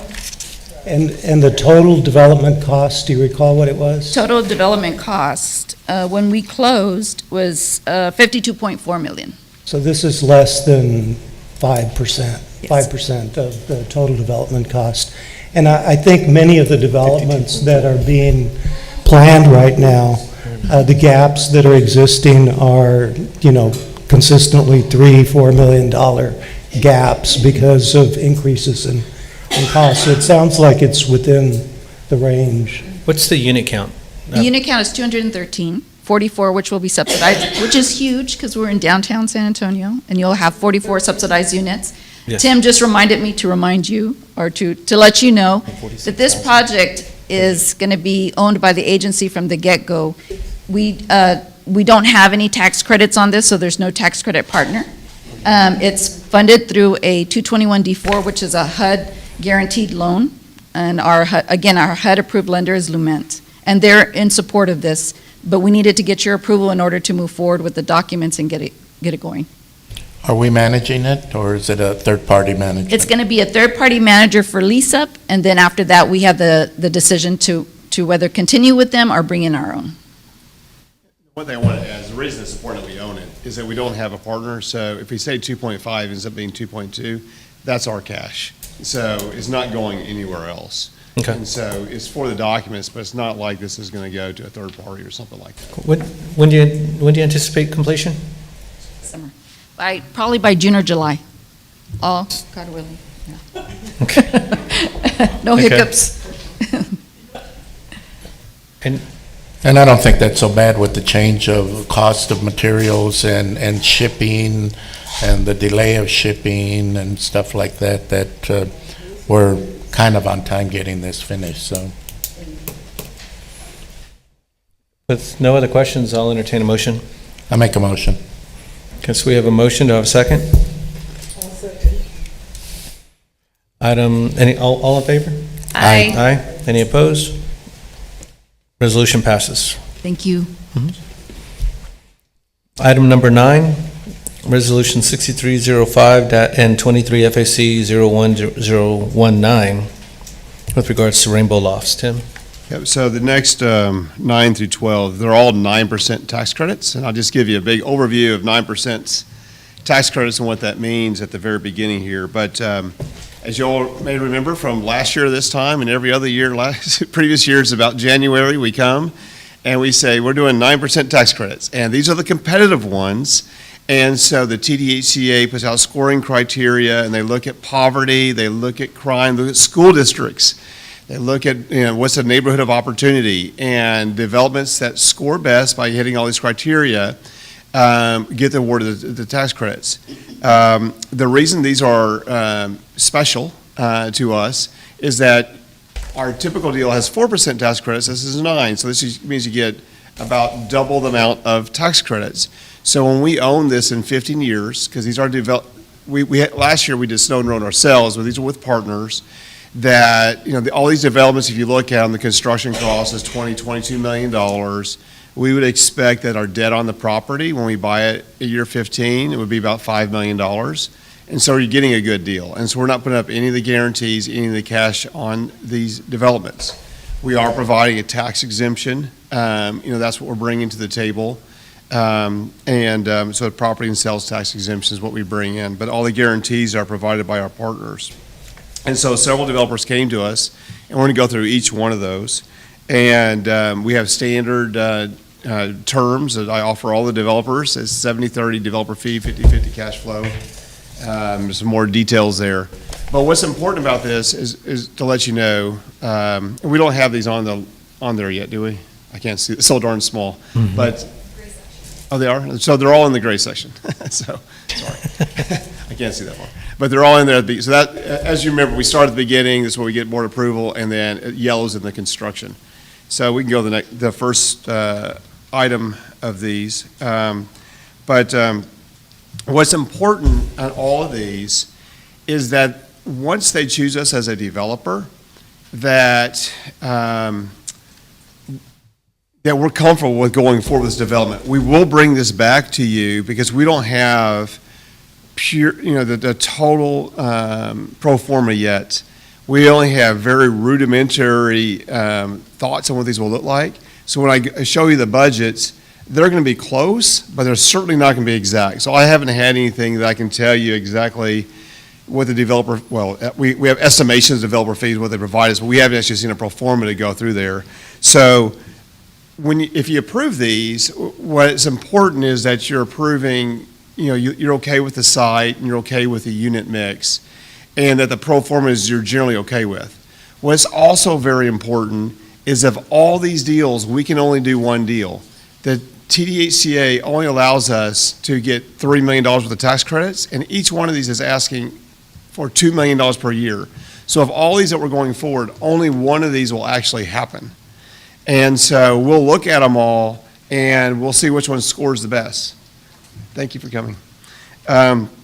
So this first one is a partnership with NRP. It is called Rainbow. Is there another slide here so further back? Yep. So it's on the far north side. So there's been some preliminary applications that have gone in, and what I can tell you is this was in fourth spot, and likely there's only 3 that will be funded. So these are preliminary drawings. Now this is very complicated how these things happen, because the first one that's number 1 was one that was submitted last year, and they had neighborhood opposition. And so if that one falls out again, this one then becomes in the money. And so you don't know exactly how these are going to happen. The second, anyway, so you'll see that's the total development cost, about $20 million. You'll see the unit, if you go back to that previous slide, please. Yep, so it's 60 to 70 units, and that's what the reason is we say 60 to 70 is because they haven't done schematics, they're still looking at the site, they're putting it in, and once they find out if it's real, then they're going to put a lot of money into it. And so that's a little bit further down the line, but we have the preliminary scoring. So we're asking for approval on all these, including this first one, has a picture of Rio Lofts here, but of Rainbow, is that it will look similar to that one, is that that we are going to submit it to the TDHCA. If we are awarded the project, we'll bring it back to you for final approval with a true pro forma and the number of units. But if you're okay with the unit mix, and the TDHCA generally has an area where you get the highest scoring, and there's a couple different ways you can get there, but the most common way, which you'll see on the first ones, is you have 10% of the units at 30%, you'll have 40% of the units at 50% AMI, and 50% of the units at 60% AMI. And so that's in the scoring criteria. There's a different way you can do it. You can see on the last developer, they do it a little bit different, but we'll get to that one when we get to it. So Tim, the entire property will be affordable housing? They will There'll be all no be market, 60% no and below, market no rate? market rate. Yes, Okay. sir. Yep. And so I would ask for approval to submit to the TDHCA the application, authorize us the inducement resolution to go to the TDHCA and go through the process to see if this is awarded. And I can do all of them at once or one at a time.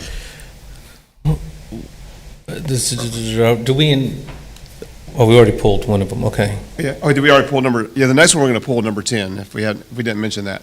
The reason we're pulling the next agenda item is because they've already looked at it and said this one's not going to score. Yeah, number 10 will be pulled. Yeah. That's the same developer. It's the same developer, but this is NRP is the developer on that one. So would you like me to go through all the 9% together and have one move? No, we'll come back because they'll each need its own Yeah, okay. vote. Are there questions with regards to location or mix on Rainbow Lofts? Item number 9. So when will the July. final mix be? Well, the mix will be the same because that's what the scoring is, because this is how you get the maximum amount of points.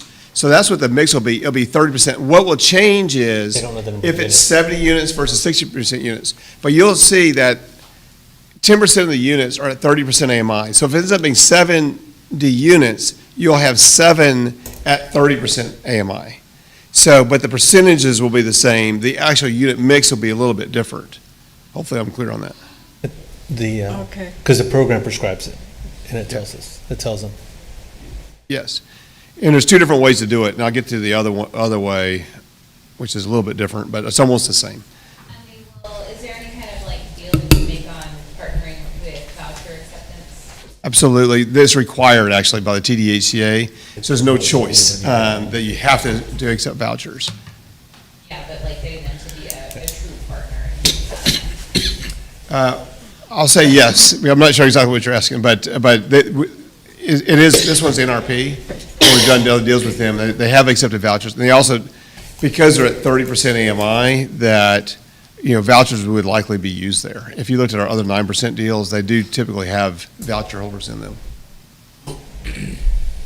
And so, in that regard, even though that's what the AMI is, when we looked at this a long time ago, I can't tell you the exact numbers, but the true people that are served are actually much lower because people are trying to find places for the vouchers, and these 9% deals are where they're often used. So the people that really live there are oftentimes people on a wait list are making 15% AMI or less because they actually do accept vouchers and actually are used there. I think one of the things that's really exciting about this, and we at the last, at the commissioners conference that we just went to, there are some really great panels on equity, specifically like having difficult conversations that really pushed our thinking around, like even with Alazan, right? Because it's great in so many ways. It's, creating the current housing accessibility there. No one's displaced, but it's not doing anything to decentralize poverty. And it's not doing anything to decentralize, like, the legacy of redlining and where, historically families have had access to live. So I think some of these developments are really exciting on what can we do to decentralize poverty and what can we do to make living in other parts of town accessible, especially if families want to have different jobs or may want to access different schools without having to have like a lot of transportation challenges. So I think that that's something that is exciting from an equity perspective about seeing these units available across town. Yeah, I agree. When you look at, we'll hit each one of them separately, but we have one that's right by UTSA on 1604. It's a $3.5 million site. Normally that would not be able to be developed as an affordable housing deal, but for the 9% tax credits. The one that was scratched was the one that was by Texas A&M San Antonio, right? The Morrison. I've pulled the map. That's too bad. Yeah. Okay. Yeah, but that one was Let's keep full. trying. It's not, it doesn't score, so that if they actually thought it was going to score, we would have kept it. Because it was pulled, I looked less at that map. To add to her comments, I think that's it's needed in terms of that decentralization. We are learning at least a bit about that, and that's good. So we appreciate the partnerships that they can bring to help us with that. Are there questions? I just have one comment. I think it's also great for the reason that this would be a higher opportunity neighborhood. I think the conversation about poverty and concentrated poverty, that really started like in the 80s and 90s as part of the tax credit development, and the social science at the time, I've learned this from Christine Drennan, was that people that live in mixed income communities had better outcomes, but it's turned out that that's not really the case. So the new belief is that the most important thing is housing stability. It's not based on locations, just having stable housing. And I saw Commissioner Kaufman shaking her head there, so I think she's heard that as well. I've lived that. I've had experience with that and working with clients, and some of them, they sort of, their situation gets worse instead of better when they're put in a totally different community where they don't know anyone or know where everything is, or don't have the right connections to get help. So I think that it's good to decentralize, but we also need to make sure that all the services and all the links to success that they have in their own home, in their old home, is available in their new home.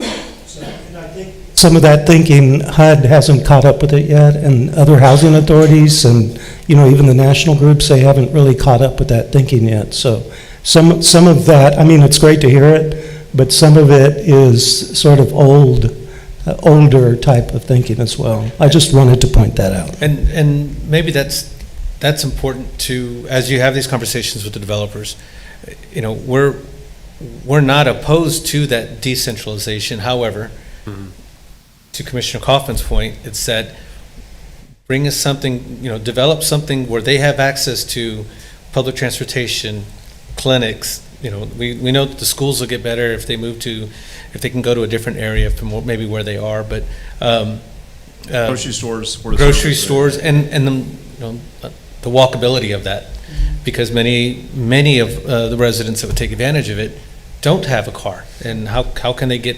just basic services? So, Right. yeah, have that conversation with the developers. But do we have any other questions? Okay, I'll take a motion for resolution 6305. I move for approval. I second. All in favor? Aye. Aye. Any opposed? Motion carries. Number 10 was pulled. We'll go to item 11, consideration appropriate action regarding resolution 6307 with regards to park at North Hills. Tim? Yep. So, Park North Hills, this is a new developer that we haven't done a deal with before, a transaction with. It's called the Park Companies. They were referred to me by a tax credit individual in Austin. You'll see this is Park North Hills. This is the one I was mentioning earlier that is in City Council District 8, which is my city council person. Manny Pelaez. Oh, yeah, Manny Pelaez. That's just not mine then. Manny Pelaez. But I thought it was John Kirsch. But Manny Pelaez. And but you'll see they use that same formula here. 10% of the units would be 6.8 units. So they moved it up to 7. The challenge with this particular site, from the preliminary scoring, it looks like this would be more likely not going to score and more likely not going to be in the money. But they're still going through all the numbers to see. So we want the resolution that they can go forward, if they want to. It's not costing us anything. They are a bigger developer. They've done a couple deals in Dallas. I wanted to make sure they had experience with tax credits and that they were a legitimate developer. They're about the same size as NRP. They just hadn't done many in Texas. They've done a lot of them in the South. And, I hope that in the future they call us again for opportunities because they're exploring Texas again. And they have a good compliance history with the TDHA on the prior deals they did in Dallas. And so we did a little bit of due diligence on them. But we had asked for approval again on this one as $21 million. You'll see here 68 units. It's right there by Kyle Seal and UTSA on the north side, 1604 area. I think the development, it's a $3.5 million development cost. But, a lot of things are outside our control. If there's another development within 2 miles, then it would, not score. And, but we do ask for approval to go forward with this one. Maybe we'll get lucky and then it'll be in the money. Any questions on this one? So you don't know yet if you're going to do it or not? So they submit, all of the developer would submit. The challenge is this, some of the numbers just came out the last 2 days, and there's 20 applications for 3 approvals. And so this is why it becomes complicated. Let me give you an example. The very top one that scores the best has a lot of supportive housing. Last year, the community was against it. And so if it gets scored, all other developments within 2 miles do not get scoring because of the 2-mile rule. And so, but if that falls out, then somebody else is in the money because the 2-mile rule. The item that's in second place right now, just upon the scoring, if everything hits, is called Mad Dog Development. They have a site that we don't think is actually buildable. It can only do 40 units. It doesn't have access. And so we don't, one that we're about to go to is actually in third place. We think the second place one will be kicked out by the TDHCA, so ours is in the money. And so which one wins is a moving target. So the answer is we absolutely have no idea who's going to win because you got to get letter of support from the city. We haven't met it from the city council people yet to see if they support it. But at this point, we're just saying, hey, we're going to put in an application we're going to go forward, and we're going to go through and do all this due diligence. But because there's so many variables that are out there, that what is picked today likely won't be it. And I feel sorry for the city, because they always have this presentation to the city council, and they say, well, which one's going to win? And always asking for less support, and they come up with a number, and every single time, they're close, but they're never quite right. So this is just sort of covering all your, Yeah. Bases, yeah. We're Yeah. just allowing them to proceed and and just throwing the dice? Right, that's what it is. But some of them, you're so far back, like Morsan, the previous one, there was so many others that scored higher with tie breaks. They said, it's just not going to happen. Don't even bother getting the resolution. We're not going to spend the $100,000 that it takes to get it to the next stage. So we're not going to spend the money. It's just too unlikely. I'll let the developer make the decision if they want to spend the approximate $100,000 to get the schematics and get all that stuff done. So we don't have to put any money down or bet any money? We put no money in this ever. Okay. Um, Well, I'd like motion. to motion to Approve. approve. Thank you. we have a motion to approve item It's like number Vegas. 11. Second. All in favor? Aye. Aye. Any opposed? 6307 passes. Number 12, consideration appropriate action. These are the three items: Vista West, Vista at Reed, Vista at Henderson Pass. Yep, and ultimately, we'll have separate resolutions, because that's required by the TDHCA. But the developers give us this information because everyone's it's like playing poker. They don't want anyone else to know what sites they're bidding on. And so we get this in very late, and then I have to go to Muriel and say, I need more time, and then she yells at me for about 10 minutes. I'm getting that line's pretty long. But Exactly. So this one, we put in one memo because we were getting the information at the last moment. And so we threw it in one memo, but we'll break it out later because there was strict deadlines that we were missing.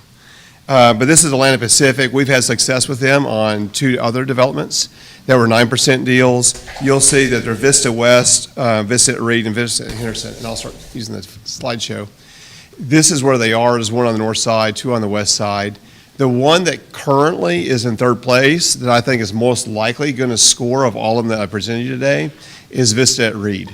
Because the one that's in number 2 place, second place, will probably go to the TDHCA, speak against the other project that's in second place and say it's not developable. They're only going to put on like 40 units, and it's not a very good site. And also, the person who has it actually has cap issues because he's put in so many across the state that he probably wouldn't choose this one anyway, because he's also capped like I am on the number of deals he can do. And so more than likely, this one will go from third place to second place. But if he actually did the deal, then this one would not be in the money, which is Vista at Reed. But let me see what I have here. So we have where they are. We'll go through the process of meeting with the city council people later once we're further along. And these are sort of renderings what they could look like. Here they are all in one slide. This is the one that I told you is a little bit different. This developer also is going for max points, but you'll see there's 2 units at 20% AMI, but then there's a few more units at 60% AMI, and so I think the average has to be at 57% AMI. It might be at 56, I can find my notes, but it's sort of income average on a 9%, which isn't done very normally. Most of the time, people do the other percentages. Yeah. This is atypical, but again, you'll see the Stratus, where all these are about $20 million. They're in different areas of town. They do this because it's how you score the best, and this is how the math works out. When again, if the guideline is 10% at 30% or lower, do they get more points for throwing a few at 20%? Is that why they do that? No, there's 2 different ways to get max points. Oh, it's just okay. Yeah. The disadvantage of this, there's advantage and disadvantage. The advantage is you have some at 20%, but a voucher would be good either way. But you have a couple more at 60%, so it's different ways to get maximum points. Okay. This is not related to this, but kind of. Okay. It's making me wonder, just in general, for our own analysis, my brain just keeps turning about this question about, decentralized poverty and all of that. Do we ever look at all of the deals we've done like this, where we're like, great, there's going to be this many units at 20% or 15 or 30, and so we're excited that there's some accessibility there, and then they accept vouchers, right? do we go back and look to see what the utilization rate of the lower AMI units are and look at, how the partnership actually played out on voucher acceptance? We have done that in the past. Couldn't do it from memory, but one of the reasons we did that was we were coming to the board, I guess it might have been last year or the year before, because I'm terrible with timelines. But we had that question was, who is actually using some of our 4% deals and 9% deals at the time? And if you don't remember, then you weren't on the board at the time. But we actually did do that analysis at one time. And there was quite a significant number that were actually work these deals that actually do use our vouchers. And so the actual people that were using it was much lower than would say there, let's say a 60% AMI could actually be a 15% AMI unit. And so the utilization is actually quite good at these. And Steve Papoon, who was a guy who came to these board meetings, he actually talked about it one time to the board at, I don't remember who he is, but he came and spoke about it because there's a high percentage of utilization with vouchers. And so that's what's almost misleading about this when you say 60% AMI, because there's a higher number of vouchers that are used to these and perhaps other properties. It was right before they came on, because I remember that conversation. Gotcha. I remember his presentation.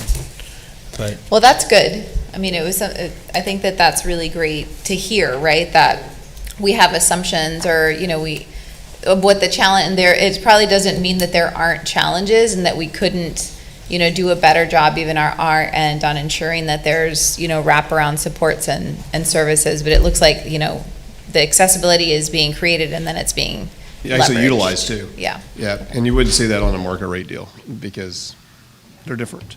But I would ask for approval for these three deals, and I think the resolution will be broken out at the action board meeting. so, I move to. well, I was going to say, so do we need to adjust how we put the motion, or we can just do it? I think you just. Resolution 6308 allows these three to come into three? Yes. Okay. Great. I move that we approve Resolution 6308, which includes Vista West, Vista at Reed, and Vista at Henderson Pass. And we'll break them out to three resolution numbers. And they'll be broken out for the Okay. board meeting. We have a motion, have a second? Second. I second. And I'm just letting you know, it won't be on consent because of what we did, but we'll bring it back and y'all could just take it up. But at that point, it might only be one. I mean, if we decide it's Reed, Yeah, exactly. Okay, so we have a motion and a second by Commissioner Dantzler. Okay, all in favor? Aye. Any opposed? Motion carries. Thank you. Great. All righty, item number 13, update and discussion regarding procurement process. George Ayala, yeah, go ahead. Okay. So good afternoon, Commissions. Once again, George Ayala, Director of Procurement. Today I'll be talking to you a little bit about the procurement processes here at Opportunity Home. To give you a quick overview, the Procurement Department is under the direction of the Chief Administrative Officer, which is responsible for reviewing and approving solicitations and contracts for the organization in accordance with the procurement policy, implemented procedures, laws, rules, and regulations. The team consists of the procurement director, myself, an assistant director, which is currently vacant, procurement coordinator, 2 contract specialists, a purchasing agent, a Section 3 and SWIMBY coordinator, and it's aided by the procurement attorney. So as you all may know, Opportunity Home receives funding from several sources to include both state and federal funds. Because of this, Opportunity Home is governed by multiple laws, rules, and regulations. Okay.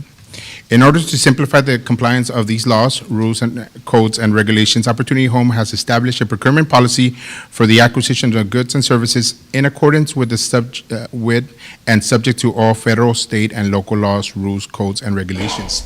Some of the laws that we have to abide by are the annual contributions contract with the U.S. Department of Housing and Urban Development, HUD handbook, commonly referred to Procurement Handbook for Public Housing Agencies, HUD Handbook 1530.1, which is the litigation handbook, Title II Code of Federal Regulations, commonly referred as 2 CFR 200, various state government and local government codes, and lastly, Opportunity Homes policies and procedures.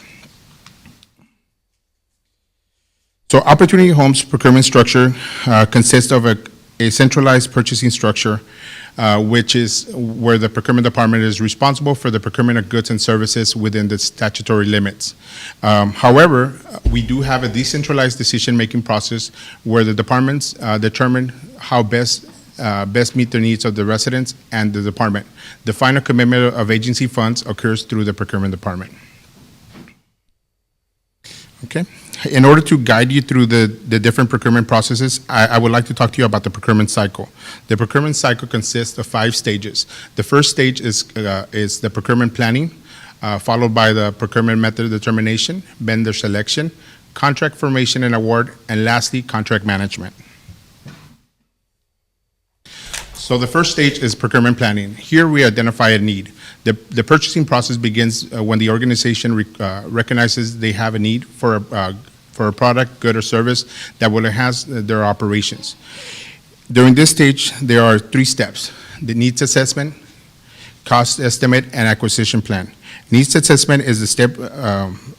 In this step, procurement staff works together with the end user, the subject matter expert, to develop a scope of work.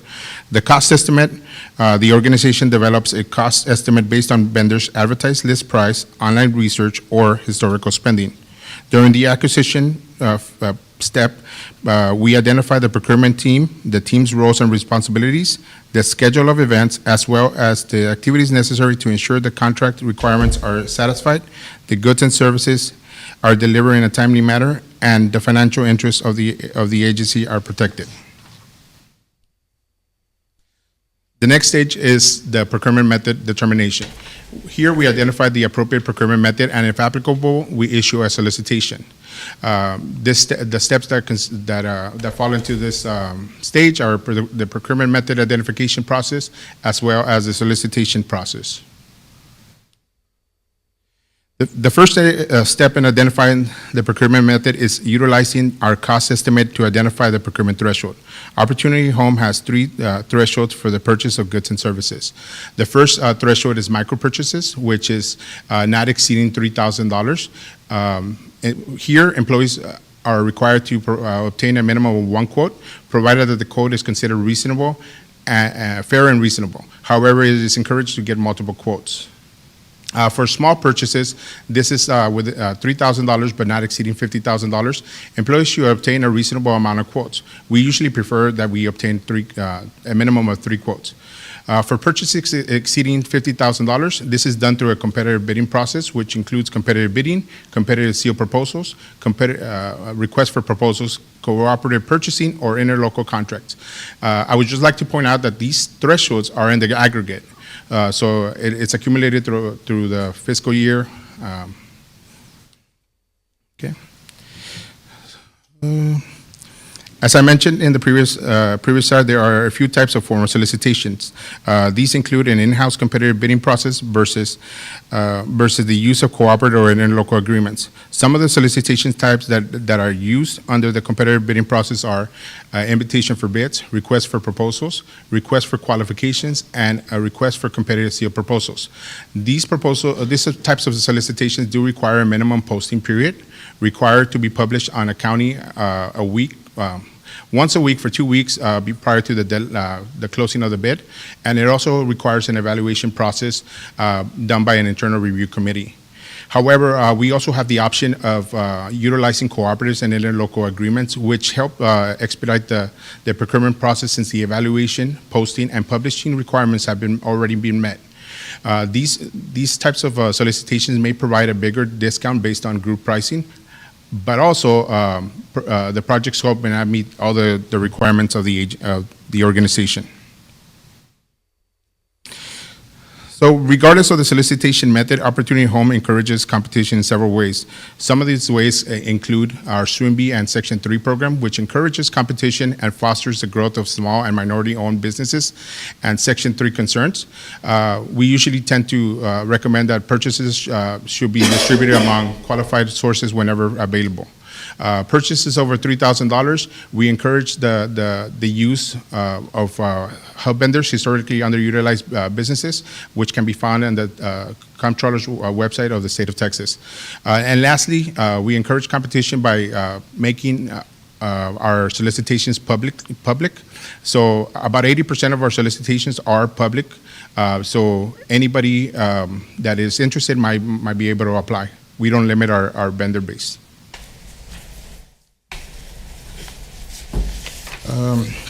So the next stage in the procurement cycle is vendor selection. Here, we fairly and objectively select the vendor that provides the best value to the organization. This stage consists of identifying vendors that are responsive and responsible bidders. To be a responsive bidder, a bidder must meet the criteria laid out in the bidding documents. A responsible bidder is a bidder that has experience, personnel, equipment, and finances to perform the requirements of the contract. We also have the internal evaluation committee process. This step consists of the selection of the evaluation committee and the evaluation of all proposals received in accordance with the criteria set forward in the solicitation. One of the things that I wanted to point out is the difference between the bid tabulation versus the scoring matrix. Bid tabulation pretty much consists of the pricing, listed pricing of each vendor, and it's scored based on price. The scoring matrix, it's actually, a scoring matrix is a standardized form used by all evaluation committee members to record the scores of each response based on the evaluation criteria and ways published in the solicitation. So the last thing is best value. Best value is is usually used whenever we have an RFP, a request for proposals, and at any time, even if we're considering an IFP, we always take into consider what is best for the agency and its residents. In determining best value, we have to take into consideration a couple of different items: purchase price, past and present reputation of the vendor, past and present relationship of the vendor with the organization, the quality of goods and services, to the extent to which the goods and services meet the organizational needs, the ability to comply with the rules and relating to historically underutilized businesses, and any other factors listed in the solicitation. Okay. The next stage consists of contract formation and award. Here, we ensure that the awarded contract complies with applicable procurement laws and contains provisions to achieve the procurement objectives. In the first step, it's contract negotiations. During this step, procurement staff can negotiate pricing and terms and conditions. The next step is contract formation. This is where we actually do our due diligence, reference checks, and apply any negotiated terms to the contract. As far as contract award, Opportunity Home does have a couple of different stages in the contract award phase. The first stage, or the first approval authority, is the contracting officer or designee. In this case, is the chief administrative officer. Ms. Roeder does have authority, signing authority up to $50,000. The next stage is president and CEO approval limits. Mr. Hinojosa does have approval authority for contracts greater than $50,000, but less than $250,000. Anything over $250,000, it does get presented to the board for approval, with the exception of emergency procurement, information technology, and vehicle purchases.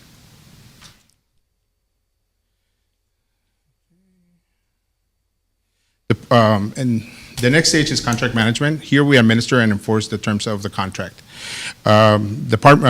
In the inspection and testing phase, departments are required to inspect and evaluate at the time of receipt all goods and services that the organization receives to determine whether the goods and services comply with the contract and the contract under which they are purchased, and certify, if true, that the goods and services comply with the contract requirements and that the invoice that we are invoiced correctly. As far as vendor performance, during the term of the contract, we do send out quarterly vendor performance surveys to our end users, so we are able to track their performance throughout the term of the contract. And lastly, records retention. Besides managing the contract, we also have to go ahead and, for 10 years, retain all records pertaining to all the solicitations, because these records are open, may be subject to open records requests. Lastly, I would like to let you know that we do have additional oversight. In addition to the procurement department, others in the organization might contact the board and the board attorney as questions or concerns arise. These members include the chief administrative officer, the chief financial officer, the chief legal and real estate officer, and the president and CEO. That concludes our presentation. Any questions? Yeah. Sorry for going a little bit too fast. Is there anything in the procurement process that, let's say something breaks or something needs to be done without going through an RPF and everything and putting it out there?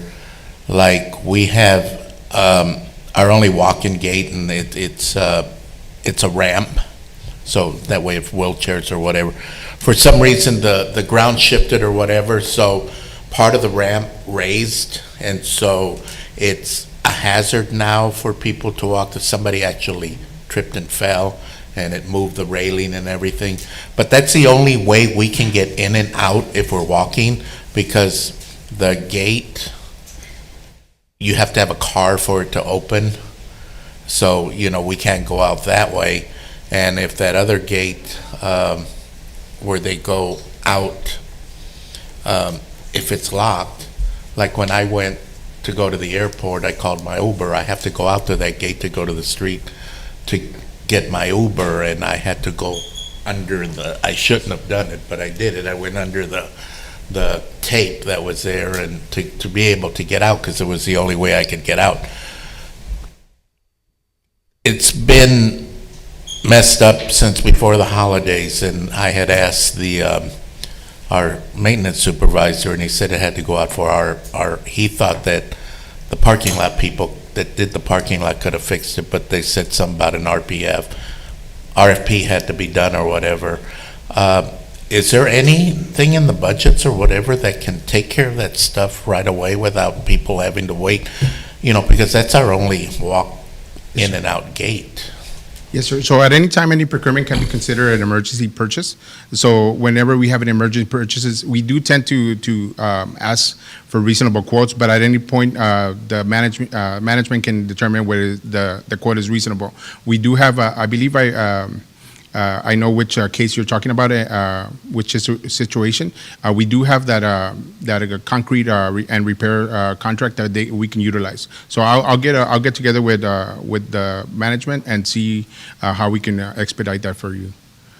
Okay, because I'm asking, yes, since you're talking about the process, I was just wondering if there's things that could handle that at a faster pace, being that, it's the only way to walk in and out. And if there was an emergency and we had to get out, it would be, I would tear yes, sir. And we would walk over, but I was just wondering.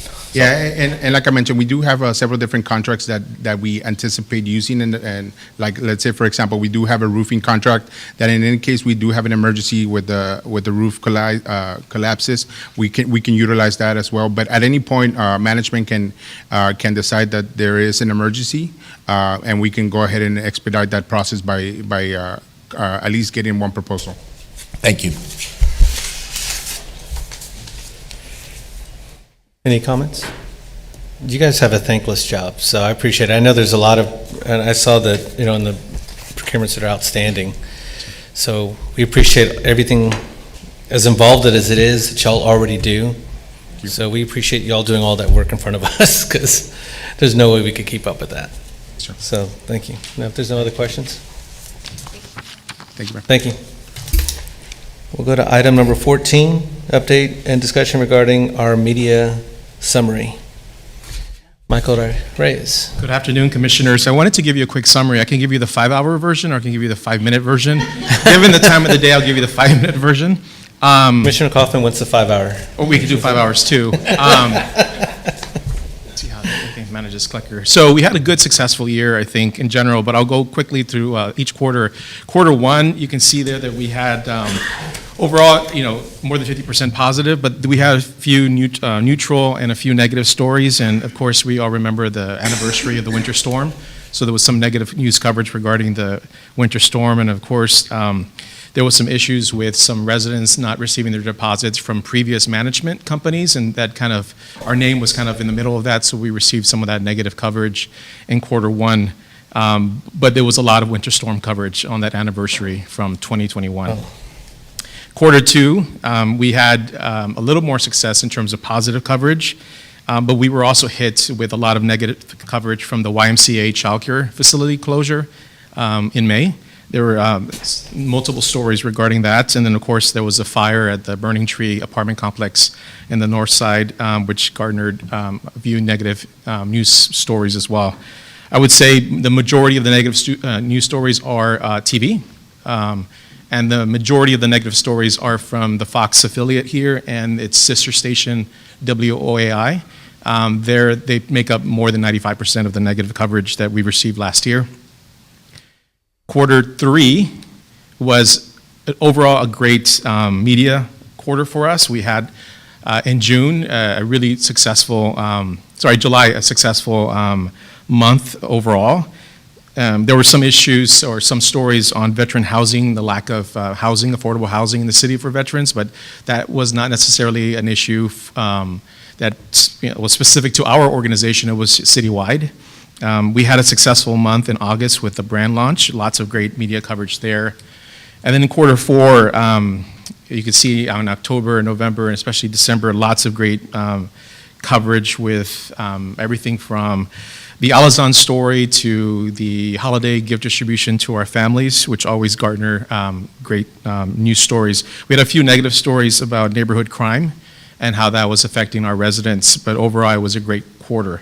So overall in 2022, when you combine positive and neutral, we had more than 80% that was non-negative, and that 70%, which primarily was about lack of vouchers, veterans, the winter storm, and of course the YMCA.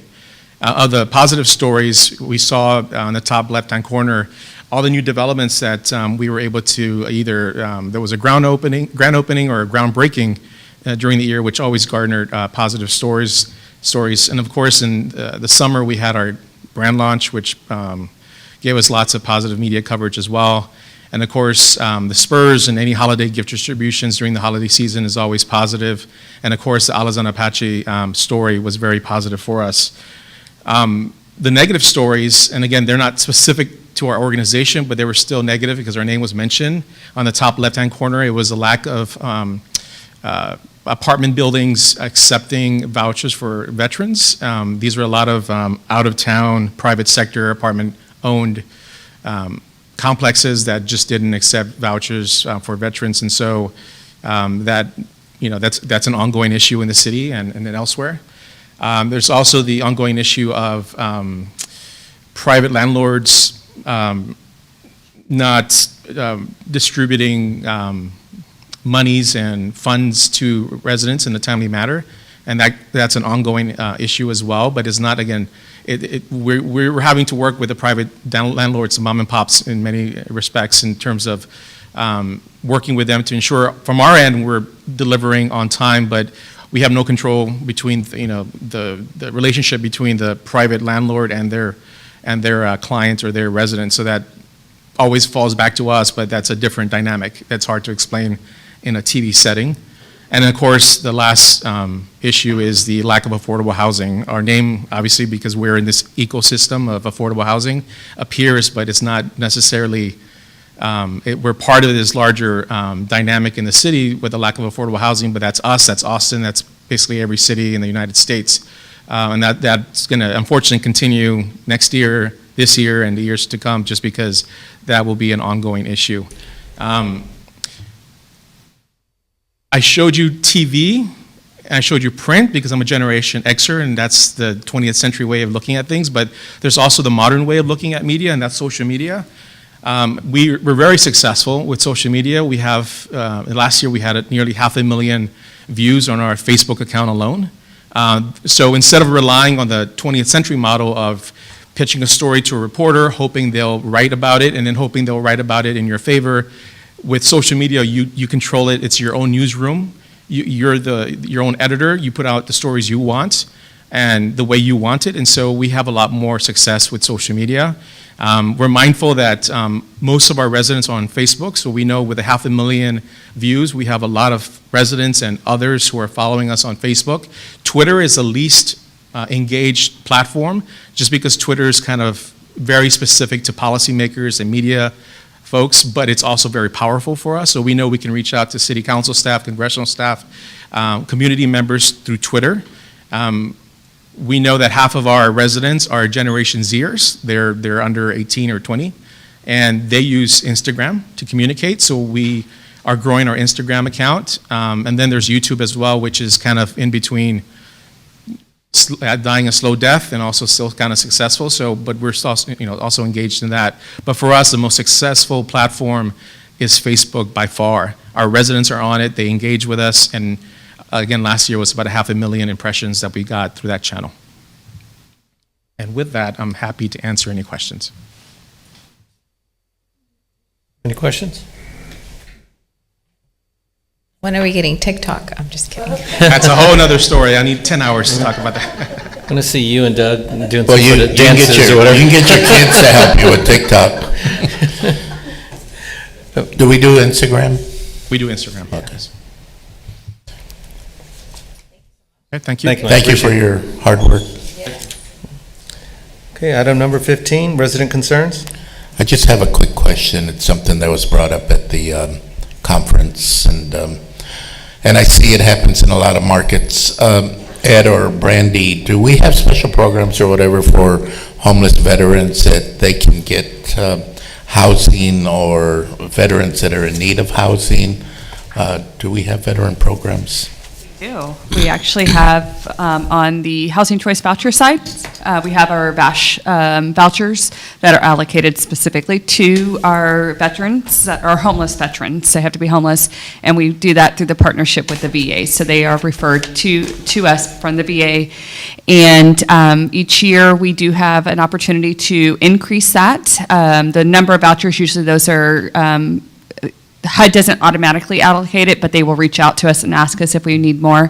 I will say the last 2 years, because of challenges from both organizations on staffing, we have, at this point, we had not added any more, but we have, I want to say it's a little over 500 that we have allocated specific to that. You're welcome. We have those and they're all used, or we have? We are currently underutilized, and that's, we are still working together with the VA as well as our organization, and we had a lot of conversations last year about the needs. A lot of it is, it's timing, right? The VA was extremely short-staffed, and then when they got staffed up, we were extremely short-staffed, and so I think the team has been, they meet on a regular basis and just try to keep getting referrals coming in, because it is a referral base from the VA, and that's how we have. Does it have to be through the VA, or is there a possibility to use other partners? Because that's has to be from the VA, but HUD has kind of lifted up some of the requirements a little bit in this. There was a PIH notice that came out last year where we can kind of screen them, but they still have to then go back to the VA. So that's that partnership, and so I think they're looking at other ways, because we know that both of our organization's goals is not to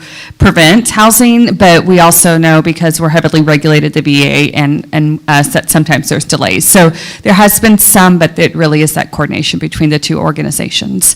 However, we also, we do work with the American GI Forum in some of our other programs, and so even though the VAs may not be referred to us from our veterans, not referred to the VA, we do house other veterans through just some other channels, but not the homeless vet, which is dedicated to the VASH program. Well, that would be awesome if we could leverage, I mean, there's just having a family member that is a former veteran, and the issues I hear about VA services and the backlog and all of that. If there's a way for us to have a partner that has a better track record with being able to make referrals, there's so many different organizations in the city And they do. Most of what, we work really closely with our COC, which is the Continuum of Care Organization, which is Sarah. And so we usually use them because what we have found, it was better to streamline that process on all the referrals. So most of that, and because the city has that, the coordinated entry system, in which I know they've changed, I think it's HomeLink now. And so it better serves the needs of our community and puts people in priorities. So we do get veterans that way as well. Awesome. But once they get their voucher, do they still have problems like other people finding a place? They do. That's our challenge, right? But many of our programs, especially with those partnering and referring organizations, they have case managers with them that kind of help guide them. Okay. And they are also building those relationships with landlords that know that there is that kind of connection where once somebody's house, we know that there's a lot of barriers, but they also coordinate with them to say, if there is something going on, please reach out to us first. So oftentimes, those caseworkers from those other partnering organizations can step in and, have a conversation with the landlord to really help maintain that housing. That's the critical piece, right? We can house all day long, but I think we've had a lot of conversations about support services, but that other outreach. And so we do have some landlords that say, I only want to house our veterans, and utilize the VASH voucher because they know that coordination and that they have those dedicated case managers there. Thank you. You're welcome. Okay, if we don't have any other questions, commissioners note that there's a procurement activity report and a schedule of units under development as normal, because we will probably go into close and maybe adjourn out of there. You want to go ahead and read us in? Yes, sir.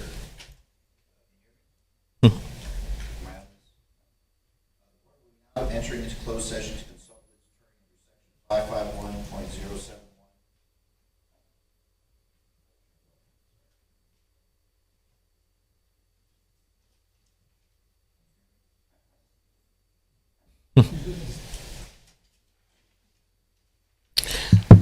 There we go. Thank you. The board will be entering into closed session under Section 551.071 to consult with its attorney regarding procurement processes and the master planner contracts.